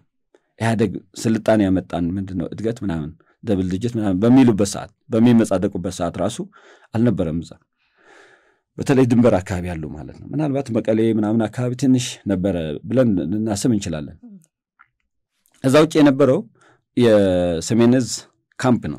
ትግራይ ክልል ሳይሆን የሰሜን ዕዝ ካምፕ ነው፣ የጦር ካምፕ ነው። የጦር ካምፕ በመሆን የሚገኝ ጥቅም የለም። ስለዚህ አሁን የምንለው ምንድነው? የፕሪቶሪያ ስምምነት ይከበር፣ ምንም አይነት የጦር መሳሪያ አያስፈልገንም፣ ሰላም ነው የሚያስፈልገን፣ መሬታችን ይመለስ፣ መፍትሄው ጋር ስንሄድ ይሄን ነው የምንለው እንጂ አሁን ያለው ችግር በቀላሉ የሚመለስ አይደለም። የዘመናት ጥያቄ ነው፣ የ50 ዓመት ጥያቄ ነው። 50 ዓመት ረግጦ የገዙት ገድሎ የገዙት ህዝብ አሁን በምንም ተአምር ወደ ኋላም ወደማይመለስበት ደረጃ ደርሷል። እንዳልኩሽ አፋር ያለው ኃይል ቀላል አይደለም። ስለነሱ ዛጋ አንድ ጥያቄ ያለኝ አቶ ክብሮም፣ እነዚህ አፋር ላይ ያለው የሐራ መሬት ወይም የነጻ መሬት ታጣቂዎች ነን ብለው ራሳቸውን የለዩትና አርሚ 15 ያው ይታወቃል ከራሱ ከታጣቂ ኃይሉ የወጣ ነው። እነዚህኛዎቹ ስኬት ይወጡ ከዚሁ ከታጣቂ ኃይል የወጡ ናቸው? አዎ እዛ የነበሩ ናቸው። በዛው እኮ ነው የወጡት። ምክንያቱም ክፍፍል ሲፈጠር ግጭት ነበር፣ ወታደራዊ ግጭት ነበረ። በእርግጥ እንዳልኩሽ የእዝ ሰንሰለቱን ስለተቆጣጠሩት ያን ያህል ትልቅ ግጭት አልሆነም። የውስጥ ሆነ። የሞቱ ወጣቶች አሉ፣ የታሰሩ አሉ። ግን እንደምታስቢው እንደዚህ ወጥቶ የሚታይ አልሆነም፣ ለዜና የሚበቃ አልነበረም። ግን የሞቱ ወጣቶች አሉ። ቢሮ ሰብሮ ነው። ቢሮ ሲሰብሩ ጥበቃ ገድሎ ነው፣ አስተዳዳሪውን ወይ አስሮ ወይ አባሮ ወይ ገድሎ ነው። ስለዚህ ብዙ ዞኖች የተቆጣጠሩት በዚህ መንገድ ነው፣ በፖለቲካ አይደለም። ጌታቸው ረዳ ያስተዳደር ጊዜ ወታደሮቹ ናቸው የተቆጣጠሩት። ወታደሮቹ ስልሽ ግን ከላይ ያሉት ከኮርና ከኮር በላይ ያሉት ራሳቸውም ማለት ነው። ቅድም እንዳልኩሽ እነዚህ ከሻዕቢያ በቀጥታ ትእዛዝ የሚያገኙ ናቸው። ማጫውን ተቆጣጠሩ ሲባል ማጫውን ይቆጣጠራሉ፣ ዜና ያሰራሉ። የድል ዜና ተብሎ የገዛ ህዝባቸውን ገድለው የተቆጣጠሩት ማለት ነው። እዛ የነበረው አስተዳዳሪዎች ግማሾቹ እንዳልሽው ፓርቲ አቋቁመዋል፣ ግማሾቹ በረሃ ሄደዋል ወጥተዋል፣ ግማሾቹ ወደ አዲስ አበባ መጥተዋል። ብዙዎቹ በቃ ችግር ውስጥ ናቸው። ያም ሆነ ይሄ ችግር ውስጥ ናቸው። ስለዚህ ገሚሱ በሰላማዊ መንገድ እንቃወማለን፣ ገሚሱ ደግሞ በጠመንጃ ነው የምንቃወመው የሚል የእምነት ልዩነት አለ። ከዛ ውጪ እነሱን ተቀብለው የኖረ አንድም የዞን አስተዳደር የለም እዛ ውስጥ አንድም ማለት ነው። አሁን ደግሞ የዞን አስተዳደር ትርጉም የለውም ትግራይ ውስጥ። ዞኖቹን እያስተዳደሩ ያሉት ጀነራሎቹ ናቸው። ጀነራሎች ናቸው። ሲቪል የሚባል መንግስት የለም። ቤትም ቦታ ብትሄጂ ጀነራል ኤክስ ጀነራል ዋይ ዚ የሚባሉ ሰዎች አሉ። እነሱ ናቸው የሚያስተዳድሩት። ስለዚህ በወታደራዊ አስተዳደር ስር ነው ያለው አሁን ትግራይ ማለት ነው። ይህንን ወታደራዊ አስተዳደር ደግሞ ህዝቡ ብቻ አይደለም የማይቀበለው፣ ከስራቸው ያለው ወጣቱ የተማረው ወጣት እንዳልኩሽ ሐኪም የነበረ ነው አሁን ቲዲኤፍ ሆኖ እስከነ ጠመንጃው የሚኖረው መምህር የነበረ ኢንጂነር የነበረ ነው። ከነሱ የተሻለ ትምህርት ያለው የተሻለ ንቃተ ህሊና ያለው ሶሻል ሚዲያ የሚከታተል ሜይንስትሪም ሚዲያ ሌሎችም እድሜው ራሱ ይሄ ኢቮሉሽነሪ የሆነ አድቫንቴጅ ያለው ነው። ስለዚህ አይቀበልም። ስለማይቀበል ነው ትናንት ያየሽው አመጽ የመጣው። ክፍፍሉም እንደዚህ የመጣው ይሄ አሁን ክፍፍሉም የመጣው መቀመጥ ወደ በረሃም የወጡት እንዳልሽው ከዛ ተገፍቶ ነው ተሳዶ ነው የሄዱት። ስለዚህ እዛ ራሳቸውን አደራጁ። ቀላል የማይባል ኃይል ነው ያለው። ቀላል የማይባል ነው። እኛ የምንፈልገው ይሄ ነገር ወደ ግጭት እንዲያመራ አንፈልግም። የምንፈልገው የፕሪቶሪያ ስምምነት ሲባል የቱም ቦታ በየትኛውም ግለሰብ ላይ ተፈጻሚ እንዲሆን እንፈልጋለን። ስለዚህ አሁን ትግራይ ውስጥ ያሉ ሽፍቶች የሻዕቢያ ሽፍቶች ወደ ህግ የሚመለሱበት ህግ የሚያከብሩበት ጊዜ መምጣት አለበት ነው። ስለዚህ ያለው መንግስት የወታደራዊ መንግስት እንትን ብለው አሁን እንቅስቃሴ ፈጥረናል። ልክ የለሽ ነበር እንቅስቃሴው ዓላማ ይሄ ነው። ጊዜያዊ አስተዳደሩ ሲቪል መሆን አለበት። ሲቪል ጊዜያዊ አስተዳደር መቋቋም አለበት። ስንት ፓርቲዎች ናቸው? አሁን 4 ፓርቲ ነን። 4 ፓርቲ እና ታዋቂ ሰዎች እነ ጀነራል ጣርቃን፣ ጀነራል ጆቤ፣ አሰፋ አብርሃ ያሉበት ሚኒስትር የነበሩ ከዚህ በፊት ማለት ነው። እና እነዚህ ያሉበት ነው። አቶ አሰፋ አብርሃ በፕሪቶሪያው ሰላም ስምምነት ላይ ፈራሚ ናቸው። ስለዚህ ፈራሚዎች ወጥተዋል በብዛት። ጀነራል ጻድቃን፣ አቶ ጌታቸው ሰብሳቢ ነበሩ። ጀነራል ጻድቃን ምክትል ነበሩ። አቶ አሰፋ አብርሃ ነበሩ። ሌሎች ብዙዎቹ ፈራሚዎች የሉም። እንዳልኩሽ የፕሪቶሪያ ስምምነት ያልተቀበሉ ሽፍቶች ናቸው እዛ የቀሩት። ፕሪቶሪያ ስምምነት ሲፈረም ትግራይ ውስጥ የተለያየ አስተሳሰብ ነው የነበረው። እሺ፣ ይሄ የፕሪቶሪያ የሰላም ስምምነት እንግዲህ አቶ ክብሮም እንደሚያውቁት የተፈረመው በህወሓትና በፌዴራል መንግስት መካከል ነው። ይሄንን አንቀበልም ባይነት የጦርነቱ መራዘም ትርፉ ምን ነበር የሚል ጥያቄ ያስነሳል። አሁን ለህወሓት ትርፉ ምን ነበር? ምክንያቱም ህዝብ በጣም እየተጎዳ ነው። በጦርነት ምክንያት በሚፈጠሩ ቀውሶችም ህይወት ያጡ አሉ። ሕክምና ማግኘት እየቻሉ ሌሎች መሰረታዊ ነገሮች መድኃኒት ማግኘት፣ ይሄ ሁሉ ነገር ለማን ነው ታዲያ የምታገለው የሚል ስሜት ይፈጥር ነበርና ስምምነቱን መቃወም ትርፉ ምን ነበር ለነሱና ከዛ ጦርነት አትራፊነት ምንድን ነው? ማለት አሁን ላይ ሆነን ስናየው ይሄ ጦርነት ህዝቡን አጥፍተዋል። 1 ሚሊዮን ህዝብ ማለት ቀላል አይደለም። የተፈናቀለው የተወረረው መሬት እስካሁን በሽፍቶች ያለ መሬት በሻዕቢያ በፋኖ በምናምን በሚባሉት ማለት ነው ያለ መሬት ብዙ ነው። ስለዚህ ሰው ማረስ አቅቶት እየተራበ ነው። ትናንት ኢንቨስተር የነበረ ዛሬ ለማኝ ሆነዋል፣ ወደ ልመና ወርደዋል። ህዝቡ በጠቅላላ በአንድም ይሁን በሌላ መንገድ ሰርቶ መብላት ወደማይችልበት ደረጃ ወርደዋል። ስለዚህ ለህዝቡ ጉዳት ነው። ለተወሰኑ ሰዎች ግን ጥቅም ነው። በጣም ብዙ ሰዎች በዚህ ብዙ ጀነራሎች በዚህ በጣም ከፍተኛ ሀብት አካብተዋል። የሀብት ምንጭ ሆነዋል። ምክንያቱም ዲዲአር ተብሎ ይሄዳል። ዲዲአር ወደ ወታደሩ አይደርስም። ከላይ ያሉ ሰዎች ይወስዱታል። ቲዲኤፍ ተብሎ ይመለመላል። እንደፈለጉ ይሸጡታል። ለምሳሌ በሱዳን ጦርነት ተሳታፊ የሆኑ ጀነራሎች አሉ። በነ ፍስሐ ማንጁስ የሚመራ ሱዳን ውስጥ ያለ ኃይል በሱዳን የእርስ በርስ ጦርነት ተሳታፊ ነው። ወደ የትኛው ኃይል ሆነው? የአልቡርሃን እንደግፈው ማለት ከሻዕቢያ ጋር ሆነው ሻዕቢያ አልቡርሃን እነሱ ማለት ነው። ስለዚህ በእያንዳንዱ ሰው ገንዘብ ይቀበላሉ፣ በዶላር ማለት በጣም ብዙ ዶላር ይቀበላሉ። እና በዚህ በጣም ሀብታሞች ናቸው። አሜሪካ ውስጥ አሁን ካሉ ባለሀብቶች የአሜሪካ ባለሀብቶች አንዱ ሊሆኑ ይችላል በዚህ አጋጣሚ። ስለዚህ ፍስሐ ማንጁስ የሚያሳስበው ይህንን ነው። አንዱ እንዳልኩሽ ይሄ የቤተሰብ ጀነራል ነው፣ የትግራይ ህዝብ ጀነራል አይደለም። ስለዚህ ሱዳን ውስጥ በጣም ብዙ ቁጥር ያላቸው ወጣቶች የትግራይን ህዝብ ለማዳን ጠመንጃ አንስተዋል። ጠመንጃ አንስቶ ሲያበቁ የፕሪቶሪያ ስምምነት ላይ ነገሩ ማብቃት ነበረበት። ያ አልሆነም። ያ ሳይሆን ቀርቶ በዛው ቅጽበት ከሻዕቢያ ጋር አንድ ሆነው አልቡርሃንን ደግፈው ጦርነቱ ላይ ተሳትፏል። ይሄ ለኛ መርዶ ነው ለህዝቡ ማለት ነው ምክንያቱም እዛ ውስጥ ብዙ ሰዎች ዋጋ ከፍለዋል ብዙ ወጣቶች እስካሁን አልተነገረም ስለዚህ ይሄ በመሆኑ ህዝቡ ምን ይጠቀማል ብትኝ ልጁ ያጣል መጪውን ጊዜ ያጣል እንጂ ምንም የሚያገኘው ነገር የለም መልማት መብቱንም ያጣል ብዙ ነገር ነው ጦርነት የሚያሳጣው ነገር ሁሉ ያጣል አሁን ቅድም ያልኩሽ ጀነራሎች ምን ያገኛሉ በእያንዳንዱ ሟች ብር ያገኛሉ በእያንዳንዱ ዘማች ብር ያገኛሉ ስለዚህ ሰው መሸጥ ቢዝነስ አድርገውታል ይሄ አሁን የተጀመረ አይደለም ሶማሊያም ሲዘመት እንደዚሁ ሶማሊያ ይሄ አልሻባብ ነው ምናምን ተብሎ የሰላም ማስከበር አሚሶም ከዛ መጀመሪያ ጦርነቱ ሲከፈት ከክሊንተን ጋር አንድ ላይ ሆኖ ነው ያዘመቱት ያኔ መለስ የነበረ ጊዜ ማለት ነው አሁን ብዙ ወጣቶች የትግራይ ወጣቶች ነበሩ አጋዚ በሚል ስም የተደራጁ እዛ የሞቱት ማለት ነው አሁን ያኔ የሞቱት ምን አገኙ ብትይ ምንም አላገኙ ያኔ የነበረው የነመለስ መንግስት ምን አገኘ ብትይ ከክሊንተን ዶላር አገኘ ብዙ ዶላር ነው የሚያገኘው ስለዚህ ለትግራይ ህዝብ ነመለስ ያገኙት ዶላር ለመንግስታቸው ለጭቆና መሳሪያቸው ያገኙት ዶላር ነው የሚበልጠው ወይስ እዛ የጠፉት ወጣቶች ብትይ ደግሞ ወጣቶቹ ናቸው የሚመርጠው ምክንያቱም እናቶች ልጃቸውን ይፈልጋሉ ሚስቶች ባሎቻቸውን ይፈልጋሉ ከዚህ ውጪ ምንም እዚህ ጋር ስለሚደረገው ፖለቲካ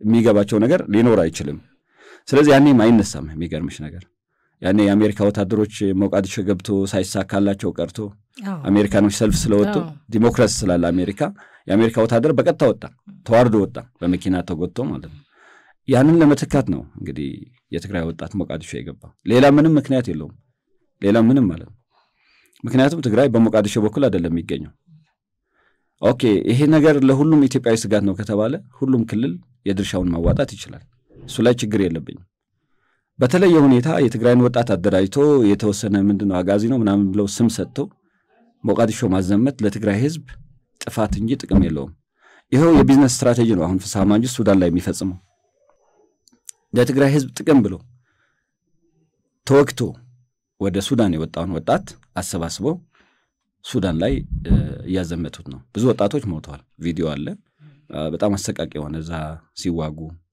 ስለዚህ ለአልቡርሃን ጠቅመውት ሊሆን ይችላል ለትግራይ ህዝብ ግን ይሄ የሚባል ጥቅም የለውም ጉዳት ካልሆነ በስተቀር ለዚህ ጀነራል ለዛ ጀነራል ግን ለሱ ብቻ ሳይሆን እነ ወድመድህን ምናምን የሚባሉ ጀነራሎች በጣም በዚህ ቢዝነስ የሚኖሩ ናቸው ስለዚህ የሀብታቸው መጠን መገመት አይቻልም ከፍተኛ ሀብት አካብተዋል ተብሎ ነው የሚገመተው በዚህ የደም ሀብት ማለት ነው ስለዚህ ዋር ኢንተርፕረነርስ ናቸው ምን ጥቅም አለው ስላልሽ ዋር ኢንተርፕረነርስ ሰላም ቢሆን አይፈልጉም ሰላም ከሆነ የሚቆፍሩት ወርቅ ህጋዊ መልክ ሊኖረው ነው የሚሸጡት ወጣት ሊቀር ነው በጦርነቱ በተለያየ ምክንያት ወደ ትግራይ የሚገባ አጥንት አይበሉም እርዳታም ይሁን ምንም ይሁን ማለት ነው እነሱ ናቸው እርዳታ ሲሸጡ ሰምተሻል እርዳታ ይሸጣሉ ስለዚህ ይሄ ሁሉ ሲሆን አሁን ምንድነው ይሄንን ወንጀላቸውን ለመሸፈን ደግሞ ሌላ ጦርነት መክፈት አለባቸው ሌላ ጦርነት ለመክፈት ሌላ ወንጀለኛ ያስፈልጋቸዋል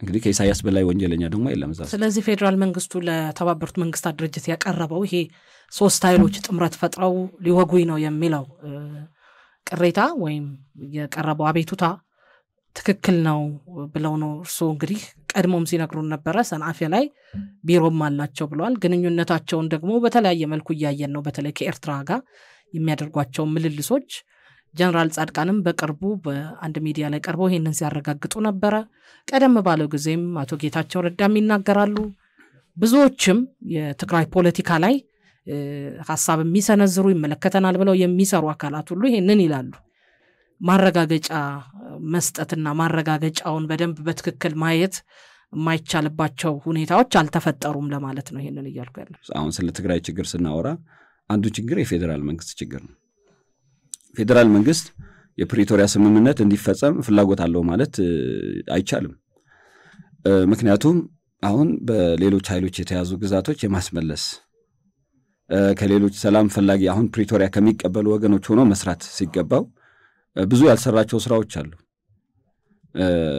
እንግዲህ ወደ ከህገ መንግስት በፊት ወደ ነበረው ሁኔታ እንመለስ ነው ከጦርነት በፊት ወደ ነበረው ስታተስ ኳንተ የተባለው ማለት ነው ወደ ስታተስ ኳንተ ከተመለሰን የነበረው የትግራይ ግዛት መመለስ ነበረበት አልመለሰም ስለዚህ ባልመለሰበት ሁኔታ የተፈናቀለው ወገን እዛ በሚሰቃይበት ሁኔታ ይህ እዛ ያሉ ኃይሎች መጠቀሚያ ነው የሚያደርጉት ሐቅ ስለሆነ ማለት ነው ሐቅ ነው ስለዚህ በዚህ ደግሞ መደበቂያ ያደርጉታል አሁን ተፈናቃዩን ሆስቴጅ አድርገውታል ምንም ጥያቄ የለም ምሽግ አድርገውታል ተፈናቃዩ መሬቱን ንብረቱን ነው የሚፈልገው ፌደራል መንግስት በዚህ በኩል አጋዥ መሆን ነበረበት ክሱን በተመለከተ ያነሳሽው ምንም ጥያቄ የለውም ህወሓት ለጦርነት በቂ ዝግጅት ያደረገ መሆኑ ያደባባይ ሚስጥር ነው እኔ ብሸፍነው የሚሸፍን አይደለም እጅን በሰማይ እንደመሸፈን ነው የሚሆነው ሰማይን በእጅ እንደመሸፈን ነው የሚሆነው አሁን ትግራይ እንደ ኤርትራ ሆነዋል ሳዋ ማሰልጠኛ የኤርትራ ወጣቶች ሁሉም ወጣት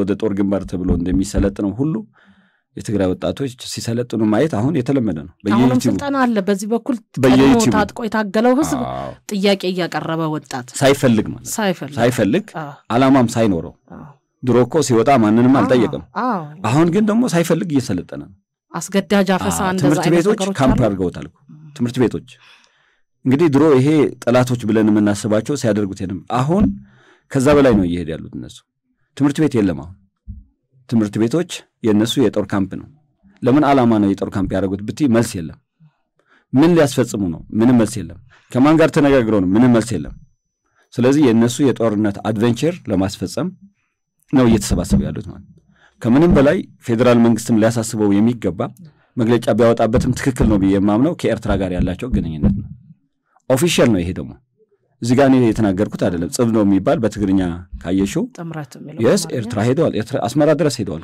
የትግራይ የህወሓት ተወካዮች አስመራ ድረስ ሄዶ ደግሰዋል በየቀኑ ድግስ ነው የማናመን የሻዕቢያና የህወሓት ካድሬዎች ማለት ነው ይሄ ቀላል ችግር አይደለም ምክንያቱም እኛ ከሻዕቢያ በላይ ጠላት የለንም ሌላ ሁሉ ከዛ ቀጥሎ ነው ትግራይ በታሪኳ ትልቁ በደል የደረሰባት ከሻዕቢያ በኩል ነው ስለዚህ ሻዕቢያ ትግራይ ህዝብ ያደረሰ ያለው በደል ተባባሪ የሆኑት የህወሓት ካድሬዎችና ጀነራሎች በኢትዮጵያ መንግስት ላይ የጦርነት ዝግጅት ማድረጋቸው የግልጽ ሚስጥር ነው ይሄ ነገር ግን ወደ ጦርነት ቢያመራ ተጎጂው የትግራይ ህዝብ ስለሚሆን ቀድመን ማድረግ ያለብን እያለ ነው ቀድመን ማድረግ ያለብን ምንድነው አንደኛ እነዚህ ጦር ፈላጊዎች ቁጥራቸው በጣም ያነሰ ነው ስለዚህ መነጠል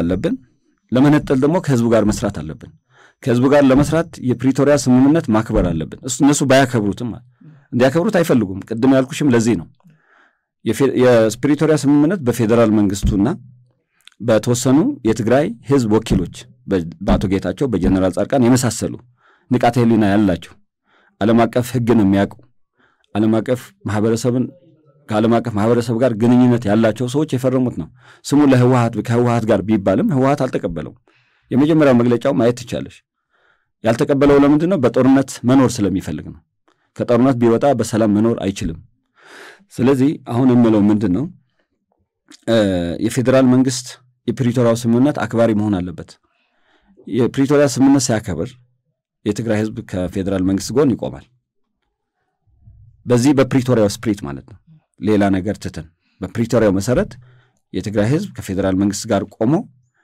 ሻዕቢያና ህወሓት የሚያደርጉትን የጦርነት ዝግጅት ያከሽፋል ማለት ነው ጦርነት እንኳን ቢፈልጉ ከትግራይ ወጥቶ ወደ አባታቸው ኢሳያስ የሚሄዱበት እድል ይፈጠራል ይሄ እንዲሆን ከትግራይ ህዝብ ጋር አብሮ መስራት ይፈልጋል ከትግራይ ህዝብ ጋር ሲባል ከትግራይ ምሁራን ከትግራይ ፖለቲከኞች ልሂቃን የተለያዩ ኃይሎች ጋር መነጋገር ያስፈልጋል ከልብ ማለት ብዙ ጊዜ ፖለቲካ ተንኮል የሚመስለው ሰው አለ እሱ አይደለም ፖለቲካ ማለት ጥቅም ማስከበሪያ መንገድ ነው እንጂ ሁሉ ጊዜ ሴራ ማለት አይደለም ስለዚህ ፌደራል መንግስት መስራት ያለበትን መስራት አለበት yes ህወሓትና ሻዕቢያ ጦርነት እየተዘጋጁ መግለጫ ያወጡ ነው ትናንት እኮ ወጣቶች የቲዲኤፍ ወጣቶች መንግስት ሲዘጉ ሻዕቢያ ተቃውሟል አላቸው የራሳቸው ሚዲያ በትግርኛ ብዙ አክቲቪስቶችም አሏቸው የሻዕቢያ ሚዲያ አለ የዶክመንቴሽን ሴንተር የሚባል አለ ሻዕቢያ መግለጫ የሚያወጣበት በዛ በኩል ተቃውሟል የወጣቶቹን መሰለፍ ማለት ምክንያቱም እሱ የሚፈልገው ምንድነው ትግራይ ውስጥ ስንት ወጣት አለ ከሱ ጋር ሆኜ የኢትዮጵያ መንግስት እንዴት ላፍርሰው ብለው ነው የሚያስበው የኛ ፍላጎት ደግሞ ይሄ አይደለም ምንም አንድ ጥይት አንፈልግም አንድ ወጣት እንዲሞት እንዲቆስል አንፈልግም ምንፈልገው የፕሪቶሪያ ስምምነት ተከብሮ በዚህ ጦርነት ያጣነውን ነገር ከተቻለ መመለስ ነው የማይመለሰው እንዳለ ሆኖ የሰው ህይወት አመለስም መሬታችን መመለስ አለብን ጎርፍ የሚወስደው ተፈናቃይ ወደ ቤቱ መመለስ አለበት በዚህ ተፈናቃይ ቤት ውስጥ የገቡ ወራሪዎች መውጣት አለባቸው። ይህንን ለማድረግ የፌዴራል መንግስት ግዴታው መወጣት አለበት። ይህ በማድረግ ከትግራይ ህዝብ ጋር አብሮ መስራት ይችላል። የትግራይ ህዝብ ጋር አብሮ በመስራት የኤርትራን ወራሪ ኃይል የሻዕቢያ ኃይል እና የህወሓት ኃይል የስብሐት ነጋና የኢሳያስ ኃይሎች ማለት ነው እነዚህ እንዲጠፉ ማድረግ እንችላለን። እንዲጠፉ ማለት ምንድነው? ፖለቲካሊ ትርጉም እንዳይኖራቸው ማለት በትግራይ ህዝብ የሚያደናግሩት ነገር አለ። ከኛ ጋር ከሰራችሁ ምዕራብ ትግራይ እናስመልሳለን ይላሉ። የሚገርምሽ ነገር ሰምተሽው ከሆነ ተፈናቃይ የምዕራብ ትግራይ ተፈናቃይ እኛ ህወሓት ካልተመለሰች አንመለስም ብለዋል ይላሉ። እንዴ ህወሓት እኮ ባለፈው ሳምንት በጅብ የተበላ ህፃን አለ ተፈናቃይ። ከዛም በፊት ጎርፍ የተወሰዷል ሙሽሮች ሽረ ላይ በጎርፍ ተወስዷል። ይህንን ችግር እንኳን መቅረፍ አልቻለም። ስለዚህ እንዴት ተብሎ ነው ከአንድ ፓርቲ ከሞተ ፓርቲ ጋር የሚመለሱት? ይሄ ፓርቲ ይሁን የኛ ፓርቲ ሌላ ፓርቲ ቢመለስ ባይመለስ ምግብ ለሚፈልገው ህፃን ጉዳይ አይደለም። ፓርቲና ይሄ ነገር መለያየት ነበረበት። እነሱ እንደዚህ የሚሉበት ምክንያት ለምን መሰለሽ? እዛ ውስጥ መኖር ስለሚፈልጉ ነው። እዛ ውስጥ እንዳይኖሩ ማድረግ ያለበት ደግሞ የፌዴራል መንግስት ነው። ከልብ ነው መሰራት ያለበት እዚህ ላይ። ይሄ ባለመደረጉ ማን ነው ተጠቃሚ የሆነ ያለው ካልሽ ሽፍታው ነው። በየቦታ ያለው ሽፍታ ነው። ምዕራብ ትግራይም ያለው ሽፍታ ከዚህ ተጠቃሚ ነው። መሬት ወሮ ይዘዋል፣ ቤት ወሮ ይዘዋል። ስለዚህ ይጠቀማል ማለት ነው። ትግራይ ውስጥ ያለው የህወሓት ሽፍታ የስብሐት ነጋ ሽፍታ ተጠቃሚ ነው። ከኢሳያስ ጋር አብሮ በመሆን ሰው እየሸጠ ነው። የት ሱዳን እየሸጠ ነው። ሌላም ቦታ ሰዎች በጣም በከፍተኛ ሁኔታ ይሄ ሂማን ትራፊኪንግ በከፍተኛ ሁኔታ ይሄን ፍሳማንጅስ የሚመሩት ነው። ኤርትራውያን ለምሳሌ ያግታሉ። ትግራይ ውስጥ አግተው በዶላር ነው የሚቀበሉት። በጣም ብዙ ሀብት አካብተዋል። በዚህ በተቃራኒው የትግራይና የኤርትራ ህዝብ ምን እያገኘ ነው ብትይ መከራ ብቻ ነው የሚያገኘው። በመከራ ውስጥ ነው የሚኖረው። ስለዚህ እነዚህ የስብሐትና የኢሳያስ ቡድኖች ኃይሎች ታጣቂዎች ካድሬዎች ስርዓት ቢይዙ የትግራይ ህዝብ የኤርትራ ህዝብ ተጠቃሚ ይሆናል ብዬ ነው የማምነው። ከዛም ቀጥሎ የኢትዮጵያ ህዝብ ማለት ነው። ስለዚህ አሁን ሁሉ ያወራሁት ሁሉ ቀደም መነሻ ላይ እንዳልኩት የፕሪቶሪያ ስምምነትን መሰረት አድርጌ ነው። ከዛ በፊት የነበረውን ፖለቲካ ለታሪክ አስቀምጠን አሁን ማውራት የምንችለው ፕሪቶሪያ በተባለው የማርያም መንገድ ነው ማውራት የምንችለው። ምክንያቱም ለትግራይ ህዝብ የማይጠቅም የማይሆን የማይበላ ነገር እዚህ ጋር ማውራት አልፈልግም። ስለዚህ ይህን ነው ልለምችለው። እንግዲህ አቶ ክብሮም የፌዴራል መንግስቱን ጉዳይ ያነሱት ነው ደጋግመውና እንደሚታወቀው አቶ ጌታቸው ረዳ በነበሩበት ጊዜም ህዝቡ ጥያቄ ያነሳ ነበር። በተለይ ተፈናቃዩ ወደ ቦታው መመለስ፣ ወደ ቀድሞ ህይወቱ መመለስ፣ መደበኛ ህይወቱን መምራት ትልቁ ጥያቄ ነው፣ ተገቢም ነው። የጦርነቱ ሸክም ካረፈባቸው ወገኖች መካከል እነሱም ዋነኞቹ ናቸው። ይሄ ጥያቄ ሳይፈታ አቶ ጌታቸው ከስልጣን ተነሱና ሌተናል ጀነራል ታደሰ ወረደ መጡ። እስቲ አሁን መሰረታዊ የሚባሉ ለውጦች ይመጣሉ ተብለው ተጠብቀው ነበር። 8 የቃል ኪዳን ነጥቦችም ፈርመው ነበር። ብዙዎች እንደውም የፕሪቶሪያው የሰላም ስምምነት ይያለ ሌላ ደግሞ ምንድነው ስምምነትም የሚሉ ነበሩ። እሱ ላይ እንድንነጋገርና የሱ አለመከበርም አንደኛው ክፍተት ነው። እነዚህ ፈርመውት የሄዷቸው ነጥቦችን ከዛ ደግሞ ቀድሞ እርሶም ሲያነሱ እንደነበሩት በሌሎች አካላት የሚዘወር መንግስትነት ሚናን እየተወጡ መምጣታቸው እዛ ያለው ነዋሪም ተፈናቃዩም ለሚያነሳው ጥያቄ ምላሽ እንዳያገኝ ማድረጊያ ነው። በሶስተኛ መንገድ ደግሞ ሊታይ የሚችለው የተሰረዘ በምርጫ ቦርድ ህጋዊ ዕውቅናውን የተነፈገው ህወሓት በቅርቡ ጉባኤውን ሲያደርግ ታይቷል። በዚህ በኩል ፌዴራል መንግስቱ ምርጫ ቦርድ ምንም ሲሉ አልተሰማም እና ዝምታዎች እየቆዩ ሲሄዱ አንዳንድ ሂደቶች ህጋዊ መስለው አይመጡም ወይ የሚለውን እነዚህን እንድናይ ነው። በጣም ጥሩ። ምንድነው መሰለሽ አሁን የፌዴራል መንግስት ማድረግ ያለበት ብዙ ነገር ማድረግ አለበት። መንግስት ስለሆነ ማድረግ ያለበት ባለማድረጉ በማድረጉም ይጠየቃል። ያደረገው ነገር ትክክለኛነቱ ይታያል፣ ያላደረገው ነገር ደግሞ ባለማድረጉ ይጠየቃል።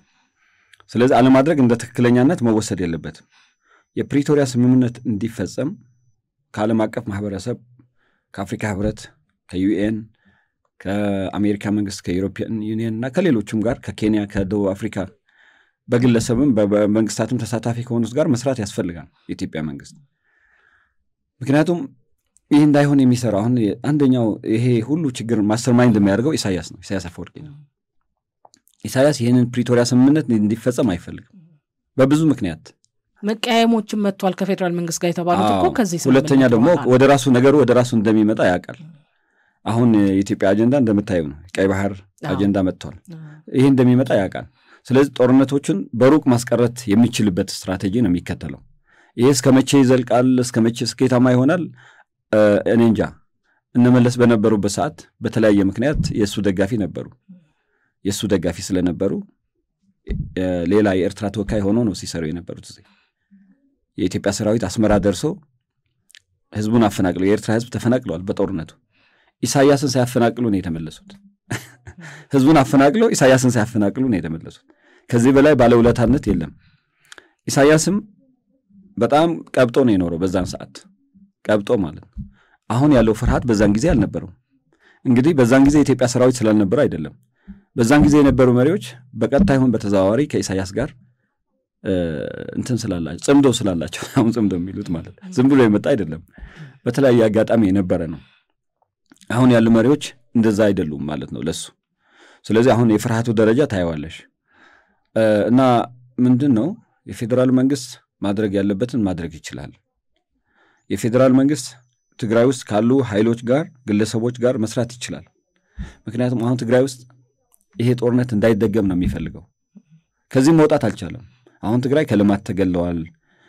በፌደራል መንግስት ተወካይ የለውም። በተለያየ መንገድ ያው እንግዲህ ጦርነቱ መቆም ትክክል ከሆነ በተለያየ መንገድ ተሳታፊዎችን ማምጣት ይቻላል። ይህንን ፕሪቶሪያ ስምምነት አክብሮ ማለት ነው። ፕሪቶሪያ ስምምነት አንዱ የሚለው ይሄ ነው። በተለያየ ምክንያት ተበታትኖ የነበረው ሪኢንቴግሬት ማድረግ ማለት ነው። በዲዲአር ውስጥ ብዙ አሮች አሉ። ሪሃቢሊቴሽን፣ ሪኢንቴግሬሽን ምናምን የሚባለው በተለያየ መንገድ ሊተረጎሙ ይችላሉ። አንዱ ትርጉም ሊሆን የሚችለው አሁን ለምሳሌ ከፌደራል መንግስት በጦርነቱ ጊዜ የታሰሩ የተባረሩ ባለስልጣናት አሉ። እነሱ መመለስ ማለት ነው። እነሱ ራሳቸው ላይሆኑ ይችላሉ። ሌሎች እነሱን የሚወክሉ የትግራይ ህዝብ ሊወክሉ ይችላሉ ተብሎ የሚታሰቡ መመለስ ሙከራዎች አሉ። ግን ደግሞ በሰፊው የፕሪቶሪያ ስምምነት አከበርኩኝ በሚያስብል ደረጃ። ስለዚህ ኢሳያስ ይህን ፕሪቶሪያ ለመቅደድ ለማፍረስ ሲሰራ ዴዋን የኢትዮጵያ መንግስት ደግሞ በተቃራኒው መሄድ ነበረበት። በተቃራኒው ማለት ነው። ምክንያቱም ይሄ ፕሪቶሪያ ለኢሳያስ እንደሚጎዳ ሁሉ ለኢትዮጵያ ይጠቅማል ብለን ስለምናስብ ማለት ነው። ለትግራይ ህዝብ ይጠቅማል ብለን ስለምናስብ። ስለዚህ የፌደራል መንግስት ማድረግ ያለበት ለምሳሌ ታደሰ ወረደን አመጣሽ። ታደሰ ወረደ በስልጣን አይቆይም። ምክንያቱም እቅዳቸው እንዴት ነበር መሰለሽ? የፕሪቶሪያ ስምምነት ሲፈረም እንደ አደገኛ ያዩዋቸው ሰዎች አሉ። ኤቢሲዲ ብለው አስቀምጠዋል። ፕላን ኤ እነ ጻድቃንን፣ ከዛ እነ ጌታቸውን፣ ከዛ በኋላ ታደሰን ማስወገድ ነው ያለው እቅድ ማለት። ከዛ በኋላ እነዚህ ሁሉ ከተወገዱ በጽምዶ አማካኝነት ከኢሳያስ ጋር አንድ ፓርቲ አንድ ፖፖ ላይ ይቀመጣሉ። ከዛ በኋላ ማንን እንደሚያስወግድ ደግሞ ፕላን አላቸው። እርግጠኛ ሆኖ መናገር የሚቻለው የኢትዮጵያ መንግስት ነው። ይሄ ሁሉ ሲሆን የትግራይ ህዝብ መከራውን እያየ ማለት ነው። እንዳልሽው የተፈናቀለውም ሳይመለስ እነሱ ሊኖሩበት ማለት ነው። እንደ ካውዝ ሊይዙት እንደ ሆስቴጅ ሊይዙት ማለት ሌላም ወጣቱም ትምህርት ቤት ሳይሄድ የነሱ ኮማንዶ ሆኖ ላዩ ላይ በሞተር ሳይክል የሚሄዱበት እንዲሆን በሞተር ሳይክል የጦርነት ህግ መቀየሩም እንኳን የማያውቁ ናቸው። አሁን በወጣቶቹን አይተሽ ከሆነ ሞተር ሳይክል ሲያስኬዱ ምናምን ይታያል። ይሄ ትልቅ ድንቁርና ነው። አሁን እሱ አይደለም ጦርነት ማለት ሌላ ቴክኖሎጂ ላይ ደርሰዋል። አልሰሙም እንደዛ መሆኑ። ከዚህ በፊትም አልሰሙም። ሳይሰሙ ጦርነት ተጀመረ። መከራው ያየው ህዝቡ ነው። ስለዚህ ታደሰ ወረደ ይሄ አይገባውም። ይሄ የሚገባው ሰው አይደለም። እንዳልኩሽ ብዙውን ጊዜ በእንቅልፍ የሚያሳልፍ ሰው ነው። ስለዚህ አሽከር ነው፣ የነሱ አሽከር ነው፣ የነሱ ፈረስ ነው። እንደፈለጉ የሚጋልቡት ሰው ነው። እንደፈለጉ ሲጋልቡት የፌደራል መንግስት እሱ መቀበሉ ነገሩ በቀናነት አይመስለኝም። የተፈረመው ስምንቱ ስምምነት ከፕሪቶሪያ ስምምነት ውጪ ነው። ምክንያቱም የተፈራረመ እኮ አይደለም፣ ተፈርሞ ነው የተሰጠው። በዛ ውስጥ ምንድነው ፈርመዋል አይደለ? ፈርመው ያው ስምምነት የሚባል ነገር የተለያየ ነገር ስምምነት ማለት ሌላ ትርጉም ያለው ይመስለኛል። ወረቀቱን ይዞ ነው ሄደው። ስለዚህ ማይፈጽመው አልፈጸመው ግን አምነውበታል ከፈረሙ ያው ማለት ስልጣንን ከያዝኩ በኋላ ማድረግ የምፈልገውን አደርጋለሁ ነው መጀመሪያ ደብረጽዮን እንዲሆን ነበር ፕሮፖዛል የቀረበው አሁንም በደብረጽዮን አልደከሙም ህዝቡ ደክሞታል እነሱ አልደከማቸውም ለምን መሰለሽ ስልጣኑ ከቤተሰቡ እንዳይወጣ ነው ከስብሐት ነጋ ቤተሰብ እንዳይወጣ ሌላ ምክንያት የለውም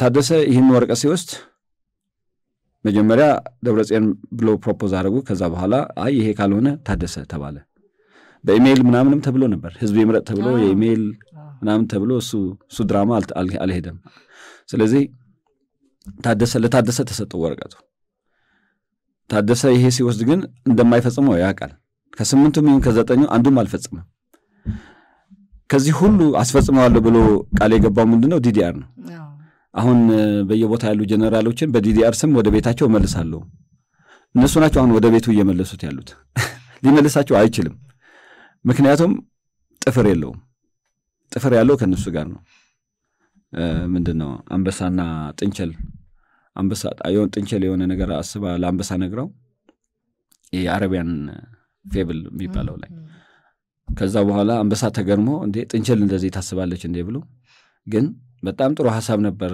ችግሩ ጥርስና ጥፍር የለውም ጥርስና ጥፍር ጋር ያለው ጥርስና ጥፍር ሌተናንት ጀነራል ስለተባለ ጥፍርና ጥርስ ሊኖረው አይችልም እነሱ ጥፍርና ኦሬዲ ሰርተውታል የራሳቸው ኤምፓየር ታደሰ ወረደ እዛ ሆኖ ከሚያዛቸው ስብሐት ነጋ አልጋ ላይ ሆኖ የሚያዛቸው ነው የሚያስፈጽሙት አሜሪካ ሆኖ ማለት ነው ስለዚህ ምንም ትርጉም የለውም ትርጉም ካለው ለደሞዙ ለጥቅሙ ሊሆን ይችላል አሁን እነሱ የሚያደርጉት ታደሰን ማስወገድ ነው ይሄ መቼ ያረጉታል የራሳቸው ቀን ይኖራቸዋል እሱ ከመወገዱ በፊት እነሱ ሳይወገዱም ወይ እኔ እንደዛ ነው ብለው እሱን ከማስወገዳቸው በፊት አሁን ያለው አመጽ እነሱን የሚያስወግድ ነው የሚቀድማቸው ነው ወርፉ ይቀድማቸዋል እነሱን አስወግዶ ግን እሱን የሚተው አይደለም ሁሉንም የሚጠራርግ አመጽ ነው እየተነሳ የወጣቶች አመጽ ነው ይሄ ወጣቶች አመጽ በተለያየ መንገድ መሬት እንሰጣለን ምናምን ብሎ ትናንት በአስቸኳይ ተሰብስቧል አስቸኳይ ስብሰባ ጠርቷል እንግዲህ መሬት መስጠቱ አሁን የመጣ አጀንዳ አይደለም ድሮ መሬት ይሰጠን ይያሉ ነበር የትግራይ መሬት መቃብር ብቻ ሳይሆን መኖሪያም ይሆነን ካሉ ቆይቷል ትናንት በአስቸኳይ ተሰብስቦ መሬት እንዲሰጣቸው ወስነዋል እስኪፈጸም ስንት አመት ይፈጃል ምናልባት ያላቸው ደሞዝ ያልተከፈለው ታጣቂ ኃይል መሬት ቢሰጠው ምንድነው ምንም ትርጉም የለውም እነሱም የሚሉት መኖር አልቻልንም ይያለ የጠየቀ ወጣት መኖሪያ ደግሞ ተሰራለ ተብሎ ይሄ ዘበት አይሆንም ወይ ምንድነው መሰለሽ ብሩን እየዘረፉት ስለሆነ ነው በጀቱ እንዳለ ለቲዲኤፍ እንዲሆን ነው ብሎ የሚወስዱት ግን በብዛት ከላይ ያሉ አመራሮች ናቸው የሚወስዱት ስለዚህ በዛ ነው የሚኖሩት አሁን ተመችቷቸው ነው የሚኖሩት ምንለው ለዚህ ነው ከሌላ ሀብት ከሚያገኙት በተጨማሪ የትግራይ በጀት ከ50% በላይ ለነሱ እንደሚያውሉት አቶ ጌታቸውም ጀነራል ጻድቃንም ሲያወሩ ሰምተናል ስለዚህ ከዚህ በጀት ከዚህ ጥቅም እነሱ ከላይ ያሉት ይወስዱታል ከስር ያለው ግን ዳቦም በአግባቡ አያገኝም ስለዚህ ጠብቀው ያስጠበቀው ወጣቱ ያስጠበቀው አዋቂ መሆኑ ነው ከነሱ በላይ ስላወቀ ነው ምክንያቱም ብዙ ነገር አይተዋል አሁንም ግራቀኝ ብዙ ነገሮች አሉ የተፈናቀለው ህዝብ እየተቸገረ መሆኑን ያያል ብዙ ችግሮች ያያል እነዚህ ችግሮች ይፈቱ ይሆን ወይ ብሎ እየጠበቀ የነበረ ነው ምክንያቱም የተሻለ ስለሚያስብ የተሻለ ስለሚያቅ ነው እርስ በርስ ግጭት ቢፈጠር ጉዳቱ ስለሚገነዘብ ነው ያ ሳይሆን ቀርቶ አሁን ላይ ግን ጫፍ ደርሷል ሞልቷል ማለት ነው ጽዋው ሞልቷል አሁን መፍሰሱ ጀምረዋል እንዳልኩሽ ትናንት ብዙ ቦታዎች ላይ ወቅሮ ገራአልታ ፍሮይኒ ነበለት አካባቢ እና የተለያዩ ቦታው መቀሌ የተለያዩ ቦታዎች ከዛም በፊት አድጉደም እንግዲህ እነዚህ የትግራይን ግማሽ በያቸው መንገዶች ተዘግተዋል እንቅስቃሴ የለም ጀነራሎቹም ወደዚህም ወደዛም ሲሉ ነበር መንገዶችን ለማስከፈት ለራሳቸው የታገቱበት ጊዜ አለ ስለዚህ ዛሬም ቀጥለዋል ነገም ይቀጥላል ህዝቡም ከዚህ ተስፋ አድርጓል የመጀመሪያው ደዋይ በቀጥታ የስልክ መስመር አግኝቻለሁ ሄሎ ጤና ይስጥልኝ መምህር ፍጹም ከብቶፍቶ ወይም ደብረዘይት ከተማ እንዴት ሰነበታል ደህና ነን መምህር እንደምን አሉ ደህና እግዚአብሔር ይመስገን ሊዱ በጣም ናፍቀሽን ነበር እንግዲህ በመከራ ተገናኝተናል ደስ ብሎናል እሺ አቶ ክብሮም እንግዲህ ሆነው ስለመጡ እናመሰግናለን እሺ እስካሁን ድረስ ሲናገሩ የነበረውን እንግዲህ ስናዳምጥ ነበር ገንቢ ሀሳብም ነበራቸው። እንግዲህ ትችት ይሁን ወይም ደግሞ አፍራሽ ሌሎችም ሀሳቦችን ሲያቀርቡልን ነበር። እናመሰግናለን። እኔ የመጀመሪያ እንደ ጥያቄ የማቀርበው ይሄ ቲዲኤፍ የሚባለው ኃይል በፕሪቶሪያው ስምምነት መሰረት ወደ ምንድነው ዲዲአር ወደሚባለው እንትን ውስጥ ይገባል ተብሎ ይጀመራል፣ ይቋረጣል፣ ይጀመራል፣ ይቋረጣል። ለተጀመረውና ለሚቋረጠው ምክንያት ዋነኛው ተጠያቂ ማን ነው? የመጀመሪያ አቶ ክብሮም ዞሮ ይሄዱና ፌዴራል መንግስቱ እንትኑን አላስፈለም ምንድነው የተወሰደብንን ግዛት ምናምን አቶ ጌታቸው ረዳ ሲናገሩ ነበር ከዚህ በፊት። አሁን እንግዲህ አሁን እንቅልፍ ይወዳሉ ብለሃቸዋል አቶ ክብሮም ማለት ባህላዊ ጀነራል ታደሰ ወረደ እና እሳቸው 8ቱ ስምምነት ይዞ ሄደዋል፣ ፈርመዋል ብለሻል። ይዞ እኔም ባቀው መፈረማቸው ነው ስምምነቱ። እና ማን ነው የመጀመሪያው ተጠያቂ? ሁለተኛ ይሄ 8ቱ ስምምነት የተባለው ከፌዴራል መንግስቱ ጋራ ተነጋግረው ስምምነት ማለት አግሪመንት፣ እንግዲህ አግሪመንት ማለት የመፈጸምና ያለመፈጸም ጉዳይ ነው። እፈጽማለሁ ብሎ መስማማት ማለት ፈርሞ ሲሄድ ባህላዊ ጀነራሉ ፈርሞ ሲሄዱ ማለት ነው። እኛ አሁን እኚህ ሰው ያልፈጸሙት ጉዳይ ማን ነው የሚጠይቃቸው? ፌዴራል መንግስት ነው? የትግራይ ህዝብ ነው ወይስ የወያኔው ስርዓት ነው? ማን ነው የሚጠይቃቸው? ይሄ ሁለተኛው ጥያቄ ነው። እና ከዛው ጋር ተያይዞ አቶ ክብሮም ቢያዩት ደስ የሚለኝ እነዚህ ስምምነቱ ውስጥ ከፕሪቶሪያው ስምምነት የሚቃረን ከፌዴራሉ ጋር የተስማሙት ባህላዊ ጀነራሉ የሚቃረን ስምምነት አለ ወይ? ሁለተኛው አስተያየቴ ነው። ሶስተኛውና ዋነኛው እኔ ባይቶናንም ይሁን ሳልሳዊ ይሁን የተቋቋማችሁ ፓርቲዎች ሁላችሁም ብሔር ላይ የተመሰረታችሁ ናቸው። ሁላችሁም ስለ ብሔራችሁ ነው የምትጨነቁት። የብሔር ፓርቲ ደግሞ መጨረሻ ዞሮ ልክ እንደዚህ እንደ ፊዥን መከፋፈል ነው። ከመጀመሪያ የክልል ይሆናል፣ ከዛ የዞን ይሆናል፣ ከዛ የመንደር ይሆናል፣ ከዛ እንደውም ጭራሽ የቤተሰብ ይሆናል። ቅድም ራሳቸውም ሲናገሩ ነበር የስብሀት ነጋ ቤተሰብ እያሉ ማለት ነው። ስለዚህ መቼ ነው ስለ ኢትዮጵያዊነት፣ ስለ ሀገራችሁ፣ ስለ አንድነት፣ ስለ አብሮነት ማውራት የምትጀምሩት? መቼ ነው? አሁን ለምሳሌ ሳልሳዊ ወያኔ የሚባል ፓርቲ አለ። ያ ፓርቲ አሁን የመጀመሪያው ስራው ስለ መገንጠል ነው የሚያወራው። ስለ መገንጠል እያወራችሁ ብሔር ወይም ሞት እያላችሁ አዲስ አበባ ደግሞ ከተማ መጥታችሁ ሌሎችን ብዙ የምትናገሯቸውን ነገሮች እየተናገራችሁ ስለ አንድነት እኛ ስለ እናንተ ስለ ፓርቲው በተለይ እደግመዋለሁ፣ ስለ ፓርቲው ስለ ትግራይ ህዝብ አይደለም፣ ስለ ፓርቲዎቹ በተለይ ምን እንድናስብ ነው የምትፈልጉት? እኔን መሰል ሰዎች ለማለት ፈልጌ ነው። ዘላለማዊ ክብር ለመከላከያ ሰራዊታችን። ኢትዮጵያ ለዘላለም ትኖር። አመሰግናለሁ። እናመሰግናለን መምህር ፍጹም ከቢሾፍቱ ስለደወሉ። ሄሎ ሊዲያ ሰላም ናችሁ? ደህና ነን። እንደምን አረፈዱ? ስሞን ያስተዋውቁን። አለን ሰለሞን ደብረ ቤት ነው። እሺ ሰለሞን ከቢሾፍቱ ይቀጥሉ።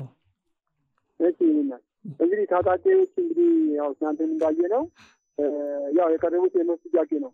አሁን ምናልባት ጥያቄ አለ። ከሁሉ ጥያቄ የሚሆነው ግን እኔ ይሰማል አይደል? አዎ ይሰማል። ይቀጥሉ። ከሁሉ ጥያቄ የሚሆነው ለኔ የጀነራል ታደሰ ወረደ ሹመት ነው። ሹመቱ ደግሞ በጠቅላይ ሚኒስትር የተሰጠ ነው። ያው ባለፈው እንዳየ ነው። በምን መስፈርት ተመረጡ ነው? ምክንያቱም ትግራይ ውስጥ የነበረው መፈንቅለ መንግስት ወይም ደግሞ አቶ ጌታቸው ከስልጣን ሲነሱ የአቶ ጌታቸው ካቢኔ ፈርሰዋል ማለት ነው። የአቶ ጌታቸው ካቢኔ ከፈረሰ ደግሞ አቶ ምክትል ፕሬዚዳንት ነበር ታደሰ። ስለዚህ እሳቸውን ፈርሰዋል ማለት ነው። ስለዚህ የጀነራል ታደሰ የስልጣን አካል መሆን አይገባቸውም ነበር ከመጀመሪያው ማለት ነው ሲገባል። ያ አልሆነም። ስለዚህ የጀነራል ታደሰ ቦታ የስጋ እንደሆነ ግልጽ አይደለም። ስለዚህ አሁን በውሰቱ ትልቅ ድርሻ ያላቸው እኔ በስገምት የዚያ ጌታቸው ናቸው። ማነው ጀነራል ታደሰ ናቸው ብዬ ነው የማስበው እና ተቆቤ ስታቸውን ሰሩ አልቻሉ። በእውነት እኔ ጀነራል ጌታቸው ህዝቡና ክልል የሚወዱ ቢሆኑ ሪዛይን ማድረግ ነበረባቸው ብዬ ነው የማስበው። እንዲሁም በተለያዩ ቦታዎች ያሉትን ኃላፊዎች በማንሳት ህዝቡን ግራ እያጋቡ ነው። የተለያየ ፖለቲካ ፓርቲዎች ባይቶናን ጨምሮ ለትግራይ ህዝብ ፈተና ነው የሆኑት። ለምሳሌ ባይቶና ማለት እኮ እኔ በግሌ ሳይሆን ነው ባይቶና ማለት እኮ ሌላ ወያኔ ማለት ነው። ስላታደገ ነው። ምክንያቱም አንዱም ወያኔ ሲያጠናክር የነበረ ራሱ ባይቶና እና ሌላው ፌዴራል መንግስት ነው። ፌዴራል መንግስት መቀሌ ተቀምጦ እነዚህ የህወሓት ኃይል የሚባሉ ሰው ከኤርትራ ጋር ግንኙነት ያለውን ኃይል ዝም ማለት ራሱ እኔ ፌዴራል መንግስት ምንድን ነው እላለሁ። ሁለተኛ የፕሪቶሪያ ስምምነት ተግባራዊ እንዲሆን ራሱ አልሰራም ብዬ አስባለሁ የፌዴራል መንግስት እና የፌዴራል መንግስት ሹመት መስጠት ከቻለ በጀት መመደብ ከቻለ እንደ አማራ ክልሉ እንደ ኦሮሚያ ለትግራይ ህዝብ እኮ አካል ነው እና የኢትዮጵያ ህዝብ አካል ልክ እንደ ትግራይም እንደ ኦሮሚያ ክልልም መፍትሄ ለመስጠት ለምን የፌዴራል መንግስት ችላ ይላል ነው እና አሁን ትግራይ